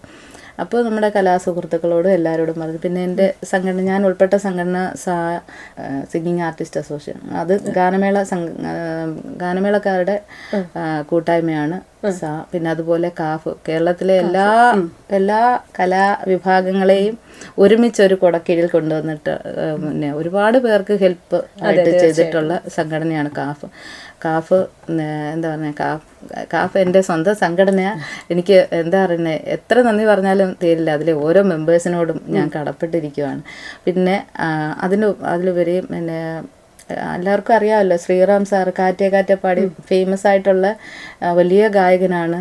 പിന്നെ ആകാശവാണി പിന്നെ പ്രോഗ്രാം പ്രൊഡ്യൂസറായിരുന്നു പിന്നെ ശ്രീറാം സാറിനോട് ഞാൻ ഈ വിവരം പറഞ്ഞു, എനിക്ക് ഇങ്ങനെ പോലൊരു വിഷയങ്ങളുണ്ടെന്ന് പറഞ്ഞപ്പോൾ ഉടനെ സാറ് തന്നെ പിന്നെ സമം സംഘടനയുടെ പ്രസിഡൻ്റായിട്ടുള്ള, ഇപ്പോഴും പ്രസിഡൻ്റായിട്ട് നിൽക്കുന്ന സുദീപ് കുമാർ, പിന്നണി ഗായകൻ, ഏറെ എല്ലാവർക്കും പ്രിയങ്കരനായ പിന്നണി ഗായകനാണ് സുദീപേട്ടനും ഞാനും കുറേ സീഡികളിൽ ഒരുമിച്ച് പാടിയിട്ടുണ്ട്. പിന്നെ വർക്ക് ഒരുമിച്ച് വരുന്നില്ലെങ്കിലും പാട്ട് പല സമയങ്ങളായിട്ട് പാടിയിട്ടുണ്ട്. പക്ഷേ ഭയങ്കര പരിചയമാണ്. എപ്പോഴും എവിടെ വെച്ച് കണ്ടാലും ഭയങ്കര ഒരു അനിയത്തിയുടെ സ്നേഹം തരുന്ന വലിയൊരു സ്നേഹമാണ് സുദീപേട്ടന്. അപ്പം സുദീപേട്ടനോട് സംസാരിച്ച് അപ്പോൾ സമം സംഘടനയുമായിട്ട് ബന്ധപ്പെട്ട് അതിൻ്റെ കാര്യങ്ങൾ, പിന്നീടുള്ള കാര്യങ്ങളെല്ലാം സുദീപേട്ടൻ വളരെ സ്പീഡിലെ കാര്യങ്ങളെല്ലാം ചെയ്തു. അങ്ങനെ സുദീപേട്ടൻ പറഞ്ഞു ഒരു പാട്ട് പാടി വേണം തുടങ്ങാനെന്ന് പറഞ്ഞു. അപ്പോൾ കഴിഞ്ഞതിൻ്റെ അങ്ങനെ വിഷുവിനായിരുന്നു ഞാൻ ആദ്യമായിട്ട് പാട്ട് പാടിയത്. പിന്നീട് 3 വർഷത്തിന് ശേഷം റെക്കോർഡിങ്ങിന്. അതൊരു വിഷുവിൻ്റെ സോങ്ങാണ്. പിന്നെ BK ഹരിനാരായണൻ വരികൾ എഴുതി, പ്രശസ്ത ഗായകൻ വിജേഷ് ഗോപാൽ അദ്ദേഹം സംഗീതം ചെയ്ത്, ഉദയൻ ചേട്ടനായിരുന്നു ഓർക്കസ്ട്രേഷൻ. പിന്നെ നമ്മുടെ പ്രിയപ്പെട്ട സ്റ്റാർ സിംഗറിൽ ഇപ്പോൾ വയലിനിസ്റ്റായിട്ടുള്ള വിനോദേട്ടൻ, പണ്ട് തൊട്ടേ ഉണ്ട്, സ്റ്റാർ സിംഗർ തുടങ്ങിയ കാലം തൊട്ട് ഉണ്ട് വിനോദ് വയലിന്, കോട്ടയം വിനോദേട്ടൻ, പിന്നെ അതുപോലെ സിത്താർ, പിന്നെ സോമൻ ചേട്ടൻ, പിന്നെ ഫ്ലൂട്ട് ബിജു ചേട്ടൻ കോട്ടയം. അപ്പോൾ ഇവരെല്ലാവരും ഓർക്കസ്ട്രയിലും ഉണ്ടായിരുന്നു. അങ്ങനെ എന്താ പറയുന്നത്, ആ പാട്ട് എല്ലാവരും ഏറ്റെടുത്തു. പിന്നെ അതുപോലെ പത്രമാധ്യമങ്ങളിലൊക്കെ ഈ ഒരു വാർത്ത വന്നു. അങ്ങനെ സുദീപേട്ടനെയും ശ്രീറാം സാറിനെയൊക്കെ ഞാൻ ഈ അവസരത്തിൽ ഒരുപാട് നന്ദിയോടെ ഓർക്കുവാണ്. നാടകത്തിലെ ഗാനങ്ങൾ ഞാൻ പാടുന്നുണ്ടല്ലോ. അപ്പം അതിന് എനിക്ക് സപ്പോർട്ട് ചെയ്തിട്ടുള്ള കുറച്ച് പേരും കൂടെ ഉണ്ട്. അത് പ്രധാനമായിട്ടുള്ള നാടക സംഘാടകർ തീരുമാനിക്കുക വേറൊരു കുട്ടിക്ക് പാട്ട് കൊടുക്കണം എന്ന് പറഞ്ഞാൽ നമുക്ക് ആ പാട്ട് കിട്ടില്ല. ഡയറക്ടേഴ്സ് പറയാ എനിക്ക് പാട്ട് പറഞ്ഞു തന്നുകൊണ്ടിരിക്കുക. അപ്പം അന്നേരം വേറൊരാൾ പാടാനുണ്ടെങ്കിൽ നമുക്കത് അവസരം നഷ്ടപ്പെടുമല്ലോ. പിന്നെ അങ്ങനെയൊന്നും ഉണ്ടായില്ല. സംഘാടകർക്ക് ഏറ്റവും സ്നേഹമാണ് എന്നോട്. അതുപോലെ പിന്നെ എന്താ പാടുന്ന കാര്യത്തിലായാലും, പിന്നെ അതുപോലെ തന്നെ സംഘാടകരും അഭിനേതാക്കളും ഗാനരചയിതാക്കൾ ചെമ്പഴന്തി ചന്ദ്രബാബു അടക്കമുള്ള രമേശ് കാവൽ സാറ്, അദ്ദേഹത്തിന്റെ കുറേ വരികൾ പാടിയിട്ടുണ്ട്. അതുപോലെ കേരള സംഗീത നാടക അക്കാദമി സെക്രട്ടറി ശ്രീ കരിവള്ളൂർ മുരളി സാറിന്റെ വരികളും പിന്നെ നാടകത്തിന് വേണ്ടിയിട്ട് ഒരുപാട് ഞാൻ പാടിയിട്ടുണ്ട്. എൻ്റെ ഈ വയ്യാത്ത സമയത്തുമൊക്കെ അദ്ദേഹത്തിൻ്റെ പിന്നെ കോൾ ചെയ്യും, അദ്ദേഹം വിളിച്ച് ചോദിക്കുക എങ്ങനെ ഉണ്ടെന്നൊക്കെ ചോദിക്കുന്ന അത്രയും ഭയങ്കര ഒരു ബന്ധമുണ്ടായിരുന്നു നമ്മളോടൊക്കെ. അതൊക്കെ എന്നെ സംബന്ധിച്ചിടത്തോളം വലിയ ഭാഗ്യമാണ്. പിന്നെ നമ്മുടെ പ്രിയങ്കരനായ നമ്മുടെ MLA CR മഹേഷ് സാറിൻ്റെയൊക്കെ ഭയങ്കരമായിട്ട് ഒരു എന്താ താങ്ങുണ്ടായിട്ടുണ്ട് എൻ്റെ ഈ സുഖമില്ലാതിരുന്ന അവസ്ഥയിലും. പിന്നെ അതുപോലെ വലിയ കാര്യമാണ് എല്ലാവരും അങ്ങോട്ടും ഇങ്ങോട്ടും. പിന്നെ കരുനാഗപ്പള്ളിയിലെ എല്ലാവരോടും താങ്ക്സ് പറയുന്നുണ്ട്. എല്ലാ സംഘടന ഓരോ എന്താ പറയുക പല സംഘടനകൾ വിളിച്ച് ആദരവ് തന്നിട്ടുണ്ട്. അങ്ങനെയൊക്കെ അത് മറക്കാൻ പറ്റാത്ത കാര്യങ്ങളാണ്. ആ ഒരു പാട്ട് ചേച്ചി, ആ വിഷുവിന് പാടിയ ആ ഒരു പാട്ട് ഒരു 4 വരി പാടും. അപ്പോൾ ഇപ്പം കുറേ ചേച്ചി, ഒരുപാട് പേര് ചേച്ചിക്ക് ശരിക്കും ഇവരെല്ലാം ഇങ്ങനെ ഓർത്ത് വെക്കുക എന്ന് പറയുന്നത് തന്നെ ഒരു വലിയ കാര്യം തന്നെയാണ് കേട്ടോ. അപ്പോൾ ചേച്ചി ഇവർക്ക് എല്ലാവർക്കും വേണ്ടിയിട്ട് ഒരു പാട്ട് പാടാം.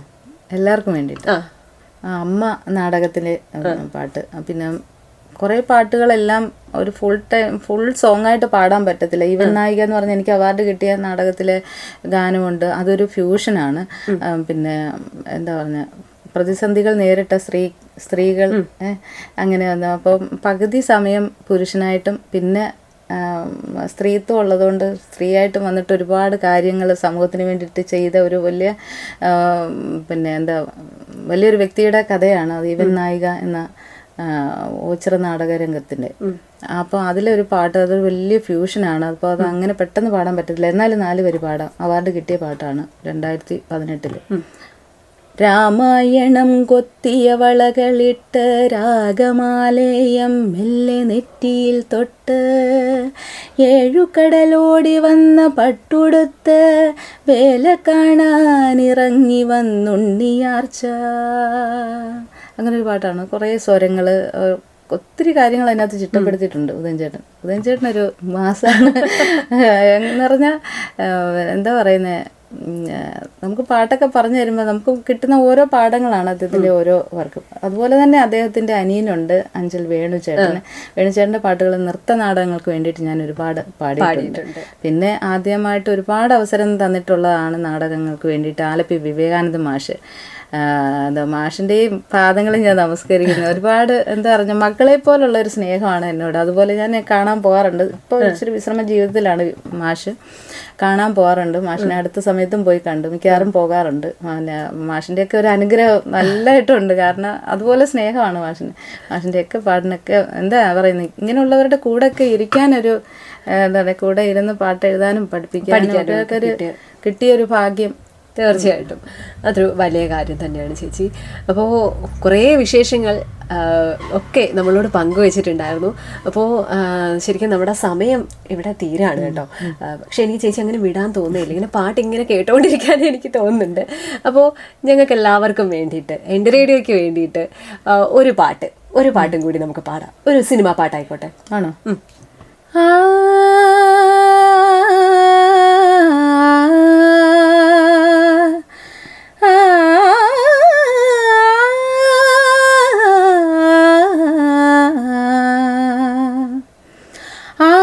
നിമിഷത്തിൻ്റെ നിർവൃതിയിൽ ഞാനൊരാവണിത്തെന്നലായി മാറി.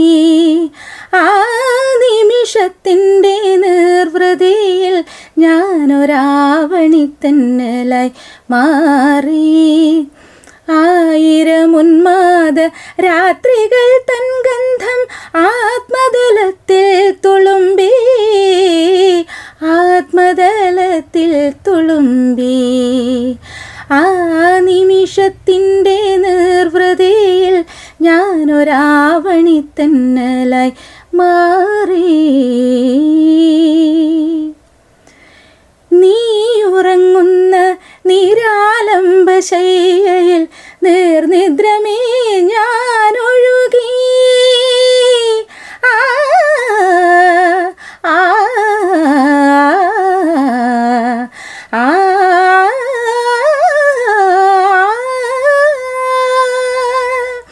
നീ ഉറങ്ങുന്ന നിരാലംബശയ്യയിൽ നേർനിദ്രമേ ഞാനൊഴുകി. രാഗപരാഗമുണർത്തുമ തേൻചൊടി പൂവിലെന്നാദം മെഴുകി. അറിയാതെ നീ അറിയാതെ ആ നിമിഷത്തിൻ്റെ നിർവൃതിയിൽ ഞാനൊരാവണിത്തെന്നലായി മാറി. 1000 ഉന്മാദ രാത്രികൾ തൻ ഗന്ധം ആത്മതലത്തിൽ തുളുമ്പി, ആത്മതലത്തിൽ തുളുമ്പി. ആ നിമിഷത്തിൻ്റെ നിർവൃതിയിൽ ഞാനൊരാവണിത്തെന്നലായി മാറി.